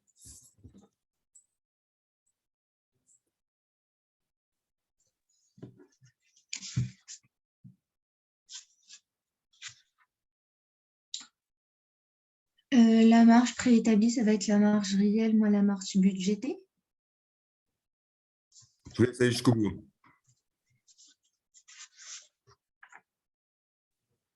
Je vous laisse jusqu'au bout et après? La marge réelle, ça va être le chiffre d'affaires réel. Je vous écoute, le chiffre d'affaires moins? Le chiffre d'affaires moins le coût de production préétabli. Tout à fait. Tout est comparé au préétabli. Donc, la marge unitaire préétablie réelle, la marge unitaire réelle, c'est prix de vente unitaire réel moins la marge, le coût unitaire préétabli.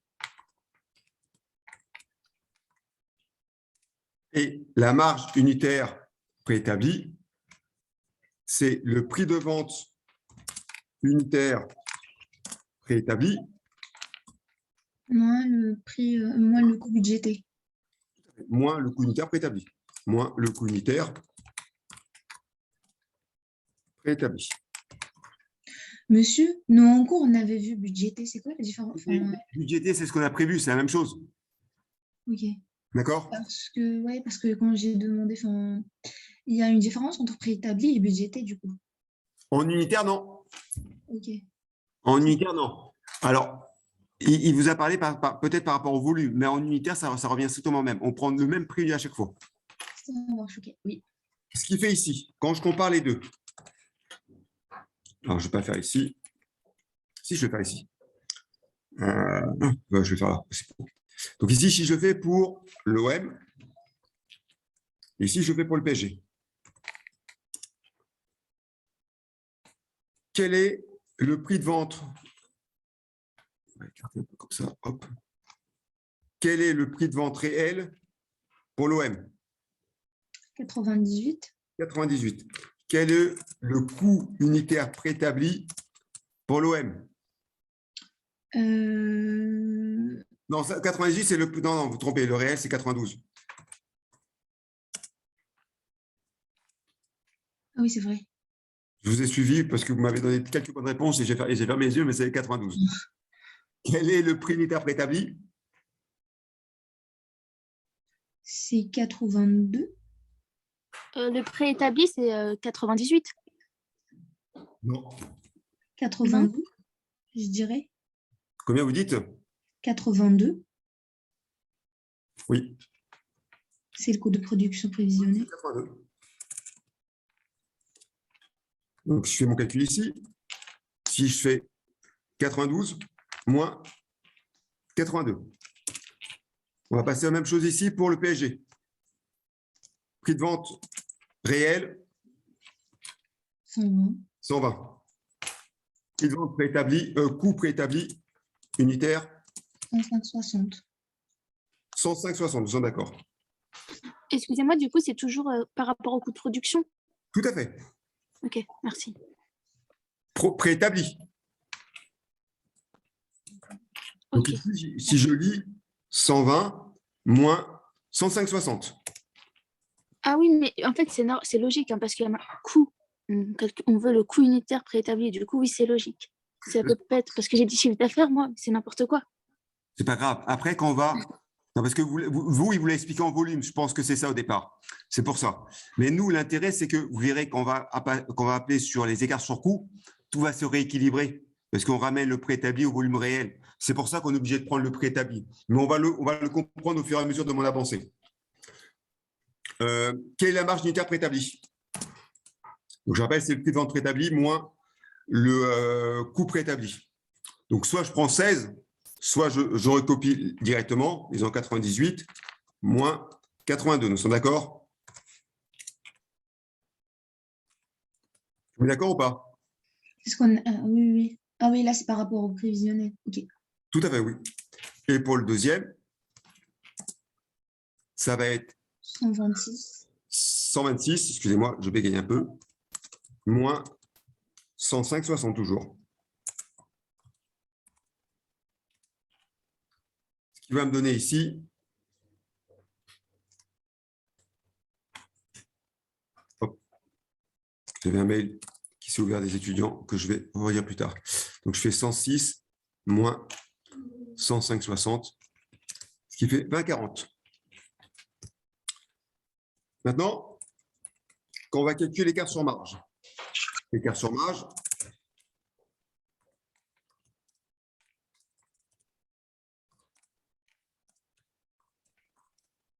pour la quantité, pour le réel, on prendra la quantité réelle pour le préétabli.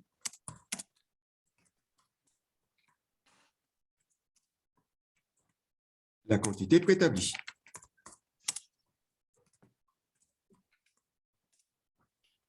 Donc maintenant, on va dire, analysons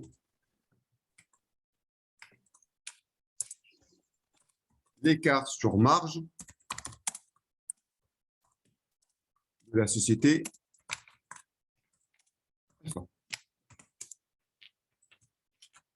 Alors, je vais faire mon petit tableau ici. Je vais donc avoir marge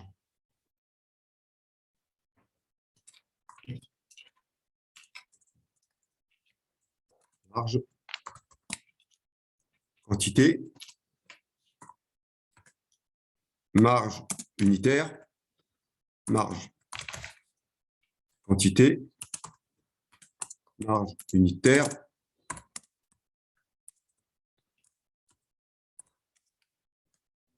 marge. Ici, j'ai mon réel.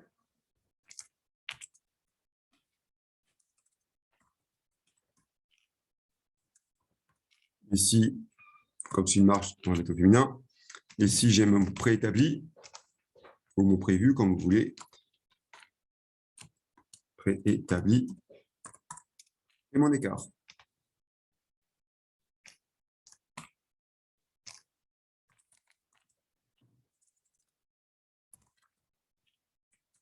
Montant.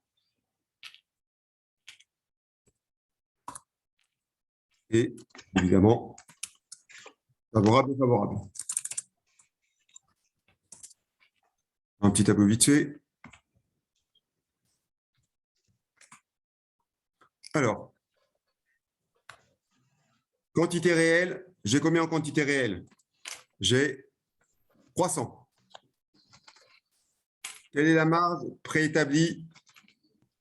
Quelle est la marge réelle unitaire? 10. Alors, attendez, je vais mettre ici, j'ai deux produits OM et j'ai total.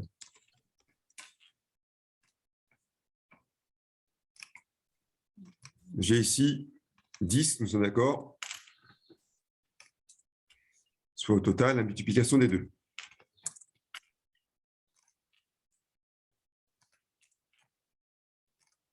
En réel, j'ai combien? En préétabli, j'ai combien pour l'OM? 280 à 14,40 à combien? Il est où l'OM? Il est à 16. J'ai une erreur de calcul ici. Normalement, c'est là. 16. Là, si je l'ai mal fait, je vais la refaire. 16. 98 moins 92. Ce qui fait une marge totale de la multiplication des deux. 4880. Je par le bas. Mon écart réel moins préétabli, 3000 moins 4480. Et je qualifie. Il est favorable. Défavorable, j'ai moins de marge, ça met défavorable. Donc, défavorable. Pour le PSG, combien de quantités au réel? 500. Ah non, ça c'est chiffre d'affaires. Non, c'est la quantité, c'est bien 500. Ah oui, 500, oui. Quelle est la marge unitaire? C'est 14,40. 14,40, je suis d'accord avec vous. Pour le préétabli, 530. 530. Quelle est la marge unitaire préétablie? 20,40. 20,40. Ah, tout en bas, monsieur. Oui, vous avez raison, je vais prendre celui-ci. J'ai lié mes cellules. Et mon écart, mais défavorable encore une autre fois. Au total,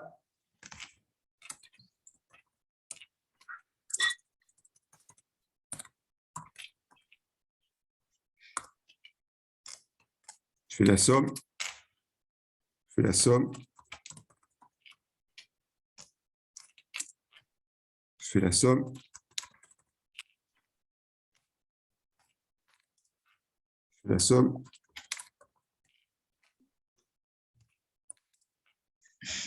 Je tire vers le bas ici. Cette formule, ça me suffit. Alors, cet écart que j'ai, pareil, peut être divisé en 2 sous-écarts, voire 3.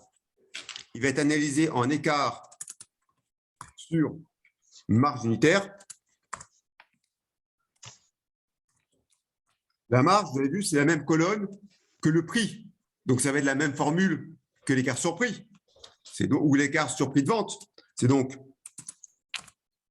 marge unitaire réelle moins la marge unitaire préétablie fois la quantité réelle.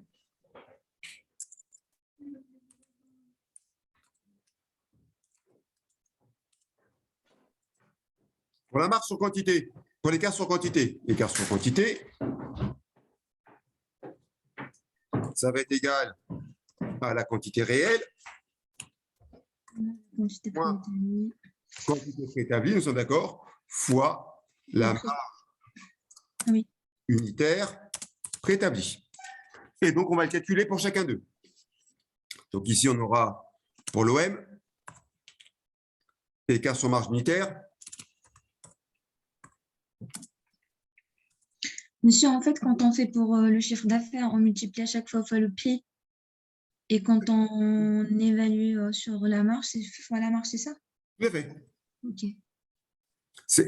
Et quand on est sur le coût, on multiplie par le coût. OK. C'est la même formule qui se ramène à ce qu'on a calculé. Quand on est sur du coût, on compare les deux coûts unitaires. Quand on est sur le chiffre d'affaires, on compare les deux prix de vente. Lorsqu'on est sur marge, on compare les deux marges unitaires. D'accord, OK. D'accord. À part ça, les formules, elles sont très basiques. D'accord, sans rien diminuer dans le contrôle de gestion. Le seul problème qui se pose, il est toujours le même. C'est que, quel que soit le formateur, on commence toujours par les écarts sur coût. Et donc, la plupart des étudiants, et comme j'ai commencé moi avec vous aussi, donc je me mets dans le même lot que tous les formateurs. On commence sur l'écart sur coût, qui pose des problèmes pour certains. Et quand vous avez compris, vous mémorisez un élément, c'est que écart sur coût, on réajuste la quantité préétablie au volume réel. Et quand on arrive sur l'écart sur marge, écart sur chiffre d'affaires, vous voulez réajuster. Parce que vous avez mémorisé qu'il fallait réajuster. Non, il n'y a que sur les coûts qu'il faut réajuster. Sur l'écart sur marge, comme c'est l'écart sur chiffre d'affaires, on ne ramène pas les quantités prévues à la quantité réelle. On laisse les quantités préétablies qu'on compare aux quantités réelles. C'est là le bas blesse et c'est là où on perd beaucoup de candidats. C'est pour ça que je l'ai marqué en rouge. Hein. C'est la maladresse qu'on voit tout le temps. Écart sur quantité.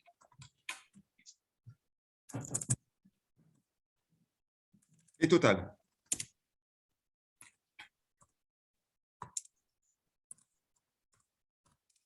Alors, concernant l'OM, on va mettre en valeur, c'est d'être l'écart sur marge, ça va être 10, nous sommes d'accord, moins 16 fois 300, nous sommes d'accord? Oui. Et l'écart sur quantité, après, j'irai plus vite. c'est 300 moins 280 multiplié par 16. Ils sont d'accord? Oui. Je vais élargir légèrement ceci et je vais faire à côté. C'est égal donc pour moi. Égal, entre parenthèses, 10 moins 16 multiplié par 300.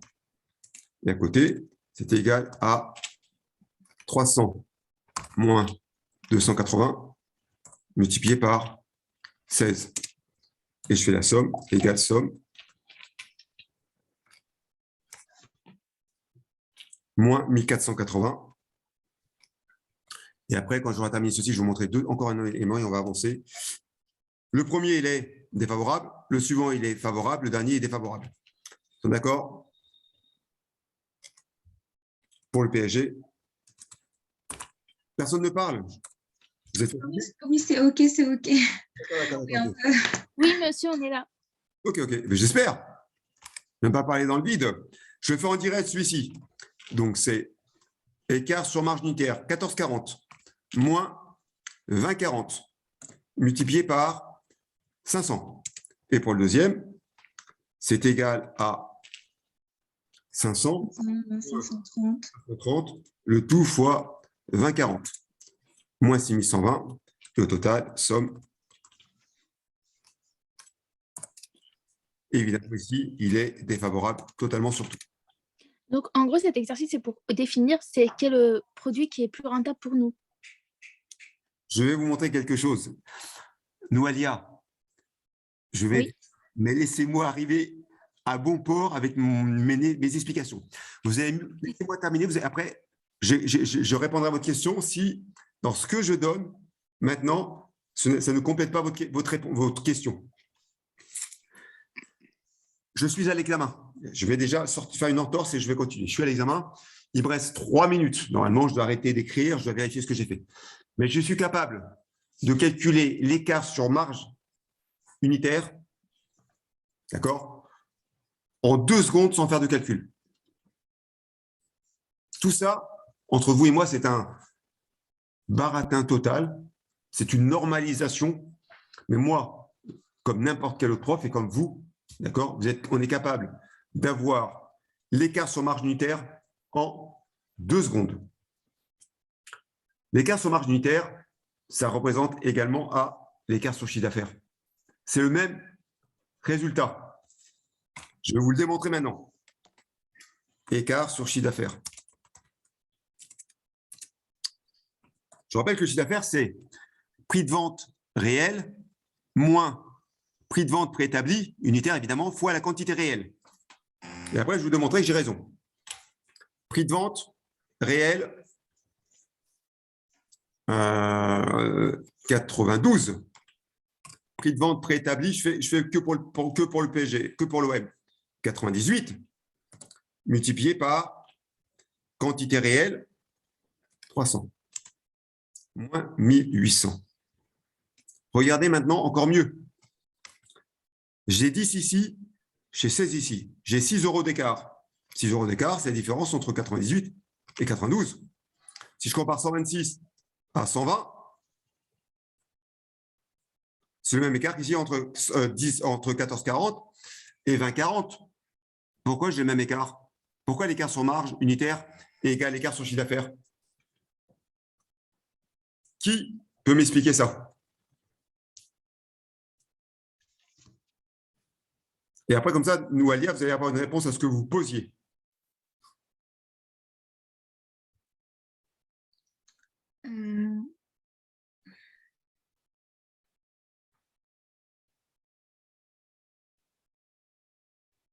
Regardez la formule.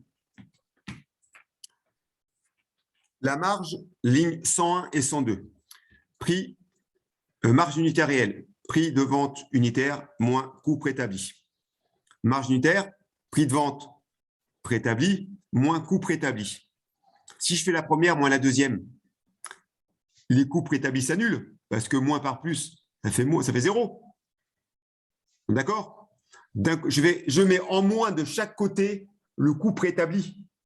Donc, c'est normal que j'ai la même marge, le même écart sur marge que le même écart sur chiffre d'affaires parce que je retire le même élément qui est le coût préétabli, unitaire. Sanad, Nadège, Noalia, Moi, j'ai pas compris ce point-là, par contre. regardez. Moi aussi, je parie. Je vais revenir ici. Je vais revenir ici, ici, ici. Ici, non, ici, ici, ici. Je vais développer ma formule. C'est donc la marge unitaire réelle, c'est quoi? Je mets une double parenthèse pour voyer. C'est le prix de vente unitaire réel moins le coût préétabli unitaire. Je ferme la parenthèse. Auquel je retire la marge unitaire préétablie, qui est le prix de vente unitaire préétabli moins le coût préétabli unitaire.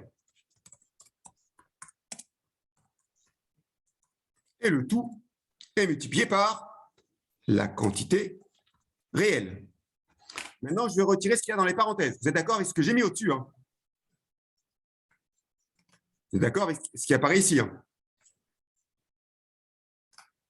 Oui. OK. Je retire les parenthèses intérieures.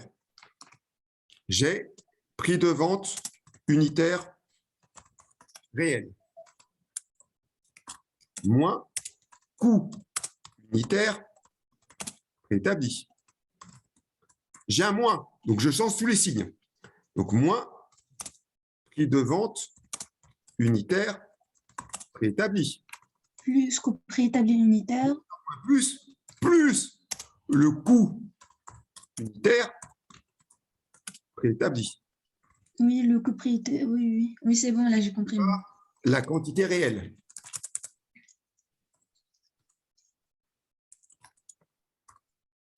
Du coup, bah, les deux coûts préétablis, ça fait 0. Ça fait 0. J'ai un plus coût unitaire préétabli, moins un coût unitaire préétabli. L'un par l'autre, ça fait 0. Il va me rester prix de vente réel, moins prix de vente préétabli. Et c'est la formule de quoi? De mon écart sur prix de vente, de mon écart sur chiffre d'affaires unitaire. Oui, c'est ça. Oui, OK. Et ce que je regrette, c'est qu'on ne vous donne pas cette astuce. J'arrive à la fin de l'épreuve, je n'ai pas le temps. Grattons un point ou un demi-point. Des fois, on loupe pour peu. Là, je vous dis comment je peux faire moi s'il me reste peu de temps pour essayer de gratter un peu de points. C'est bon pour vous? Oui, merci beaucoup. Aucun souci. Maintenant, je vais calculer. Alors, je vais commenter quand même ceci. On va commenter mes résultats. Donc, l'écart sur marge est globalement défavorable de 5 092 €. Il provient, alors je vais faire mes proportions. Je rappelle que les valeurs en contrôle de gestion ne veut rien dire. Moi, ce qui m'intéresse, ce sont des grandeurs qui sont dites proportionnelles. D'accord? Donc, je vais faire la proportion de chacun d'eux.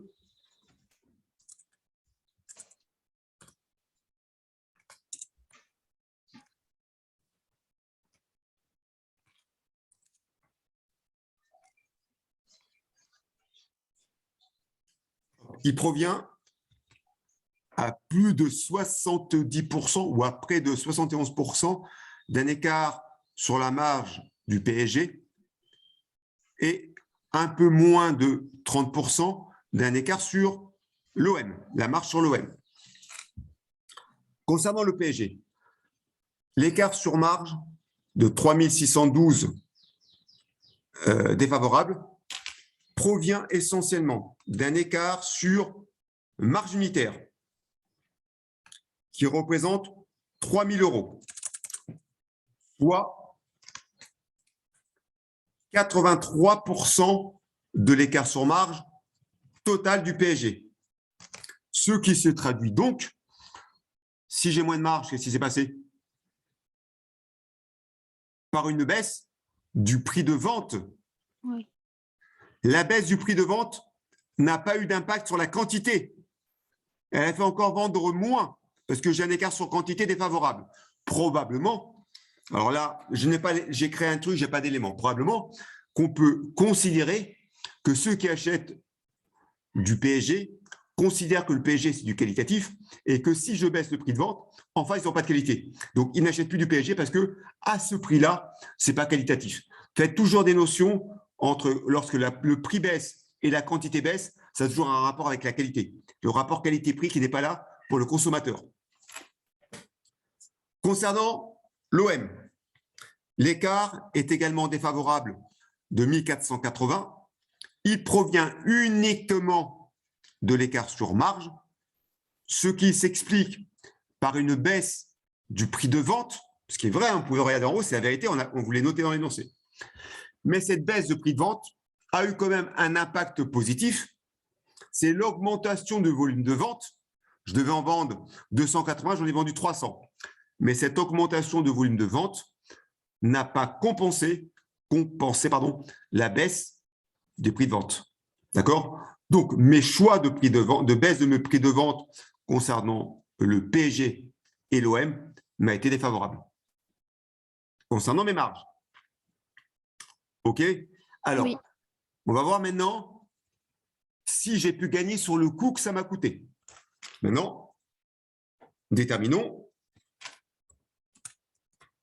les écarts sur coût. Quand on détermine un écart sur coût, comment on fait pour déterminer un écart sur coût? On calcule un écart sur coût qui est comment pour vous? Global, unitaire? Global. Global?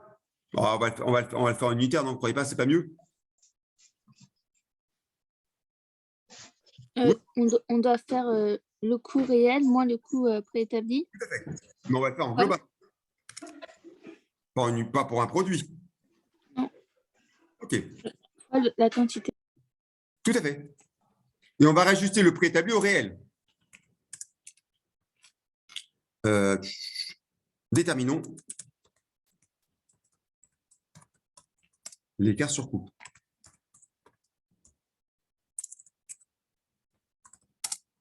Une voie qui a été coupée. Alors, on va faire comme ça. Hop. On va faire comme ça. Copier. Coller. Alors, ici, je vais mettre prix unitaire. Ici, montant. Ici, prix unitaire. Ici, montant. Et ici, on va mettre le PSG.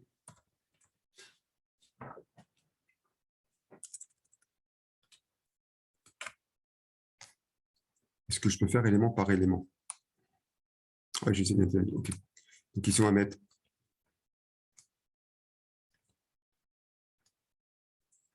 l'OM. l'OM. Et je vais faire à côté le PSG.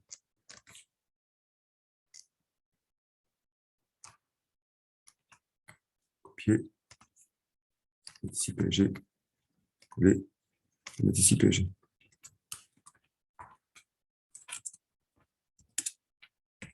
Je vais reprendre ce qui constitue mes coûts. En termes de coûts, j'ai ma matière. D'accord? J'aurai voilà tous les éléments qui constituent mon coût. Nous sommes d'accord? Oui. OK. Alors, en réel, je vais prendre mes coûts réels. Donc, je vais reprendre les coûts réels que j'avais ici pour l'OM, c'est-à-dire les 650 qui sont là et tout ce qui allait avec.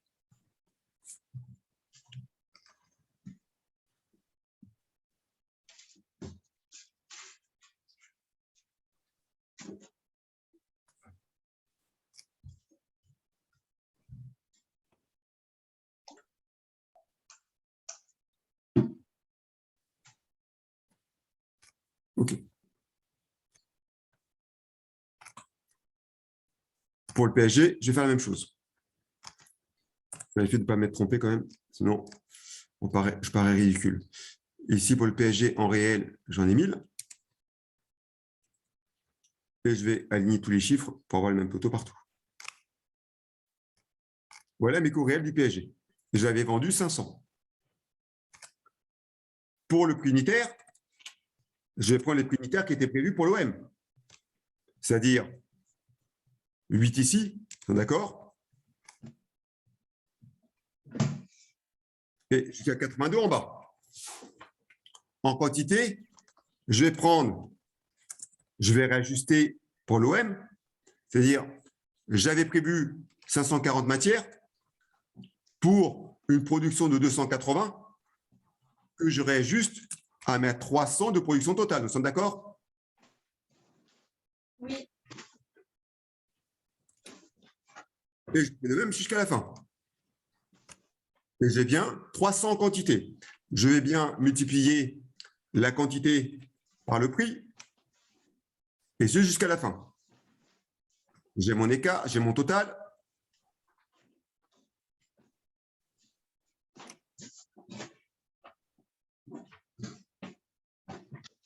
Je calcule mes écarts, la différence entre le réel et le préétabli.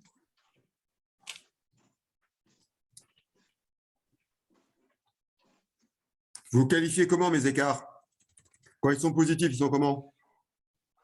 Ils sont favorables. C'est défavorable, on a dit c'est l'inverse. Oui, oui, oui, ils sont défavorables. Donc ici, c'est Je me suis trompée. défavorable. Ici, excusez-moi, défavorable. Ici, c'est défavorable. Ici, c'est favorable. Et globalement, défavorable. Pour le PSG, je reprends à l'unité. Donc, à l'unité pour le PSG, ça devait me coûter, dans ce qui a été prévu, 8 €. J'aligne les prix jusqu'en bas, ça ne peut pas changer. Et en quantité, je vais faire ramener la quantité préétablie au volume réel de vente. Donc, pour le PSG, j'avais prévu 1166, d'accord? Pour un volume prévu de 530, et en réalité, j'en ai vendu 500. Il y a un problème sur ma cellule, je crois, mais je vais ajuster fois les 500 qui sont au-dessus. Et je mets mes $, pour tirer ma cellule vers le bas.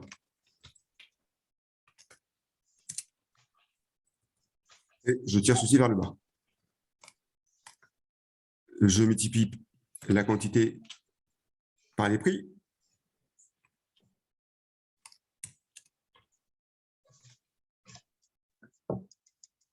Et je calcule mon écart en faisant réel moins préétabli de la position réelle. Et là, j'ai négatif, donc ça m'a coûté moins cher que prévu. Ça m'est donc favorable, défavorable, favorable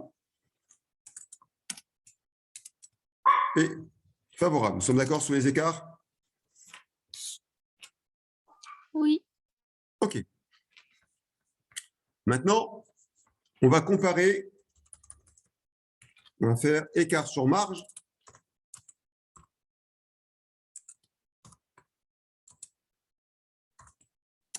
Moins écart sur coût. Excusez-moi, j'ai juste une petite question.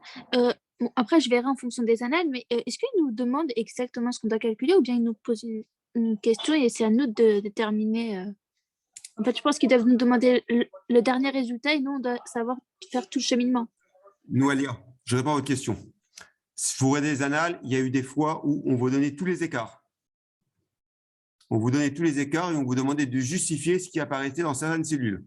Donc, il y avait 5-6 calculs sur des écarts et vous deviez retrouver les valeurs. D'accord? Il n'y a jamais eu un écart sur résultat complet. Tout ceci prendrait nettement trop de temps pour les étudiants. Là, je fais sur Excel, hein, c'est rapide. À la main, ça prendrait 2 heures. Il n'y a plus de thématique qui peut durer plus de, plus d'1 heure. On ne peut pas avoir un sujet en contrôle-gestion qui pourrait dépasser 6 points, voire 6,5, c'est impossible. La tendance est de faire 3 à 4 applications et maximum 6,5, 7, mais même 7, normalement, ne devrait plus avoir de 7 points. On ne veut pas pénaliser un étudiant sur un seul thème. Ok, donc en gros, il faut qu'on sache comment calculer et l'analyse. Et l'interpréter. Oui. Aujourd'hui, la question serait, elle serait celle-ci, par exemple, on vous donne un chiffre d'affaires, on vous dit interpréter, enfin, la société Intel a fait tel chiffre d'affaires en N, elle avait prévu de faire tel chiffre d'affaires pour la même période, interpréter, analyser l'écart total. Que pouvez-vous, l'écart total chiffre d'affaires? Qu'en pensez-vous? Interpréter cet écart chiffre d'affaires en plusieurs sous-écarts. Et on s'arrêtera là, on ne vous dira pas lesquels. Quand on est sur un écart sur coût, on vous dira pareil, on est sur un coût, donc on va calculer normalement un coût réel, on fera faire un coût préétabli si on vous donne le coût réel, et on vous dira, interpréter l'écart entre le chiffre d'affaires, entre le coût réel et le coût préétabli, trouver l'origine de ces écarts. Normalement, dans la réforme du DCG, on vous tend pas le travail comme avant. On ne vous mâche pas toutes les questions comme avant. Avant, il y avait 4, 5, 6 questions qui se suivaient. Maintenant, il y en a 1, 2, voire 3 maximum. D'accord? On ne peut plus avoir autant de questions qu'avant. C'est vous qui devez comprendre sur quoi on tend. D'après les éléments qu'on vous donnera. D'accord, merci beaucoup. Il n'y a pas de souci. Donc, on est OM, PSG. Quel était mon écart? Je vais le sur. Alors ici, on va mettre marge. Écart sur marge. Écart sur coût. J'ai un écart sur marge de combien? J'avais un écart sur marge qui était pour le PSG, pour l'OM, pardon, de moins 1480. J'avais un écart pour le PSG qui était de moins 3512. Soit au total,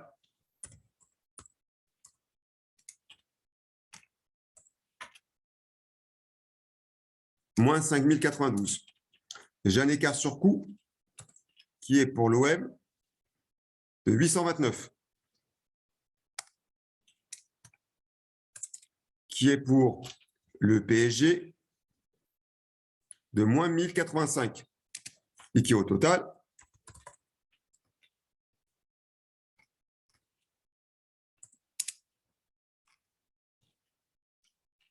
je fais la différence des deux. Écart sur marge moins écart sur coût. Je tire vers le bas. Moins 4836,60. Ici, je vais faire 15 000, que j'ai là comme résultat, moins 10 456, moins 4836. C'est ce que j'ai là. Et donc ça, c'est mon écart sur résultat.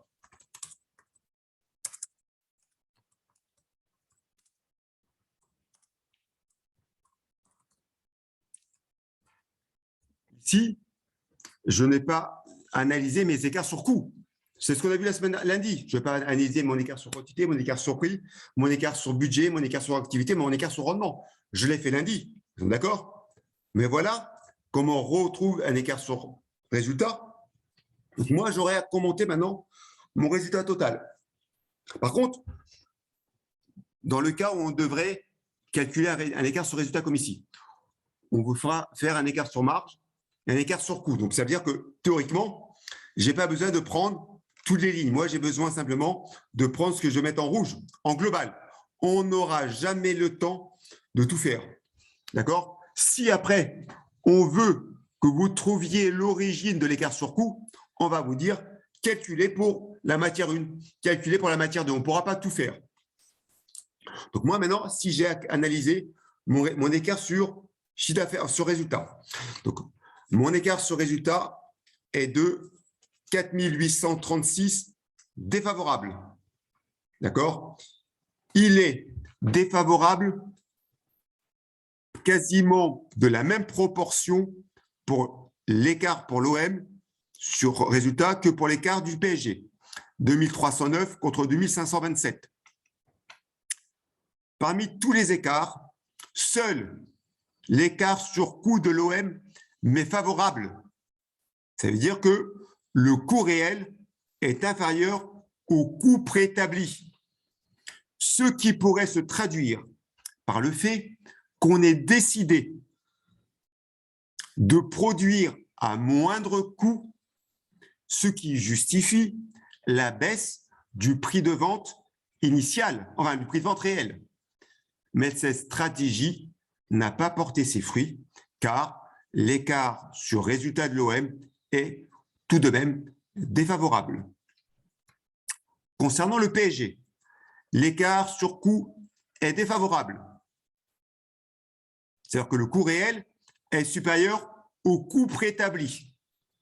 En même temps, concernant le produit PSG, il a été décidé de baisser le prix de vente, ce qui a amplifié le surcoût réel et s'est traduit par une augmentation de mon écart sur résultat défavorable.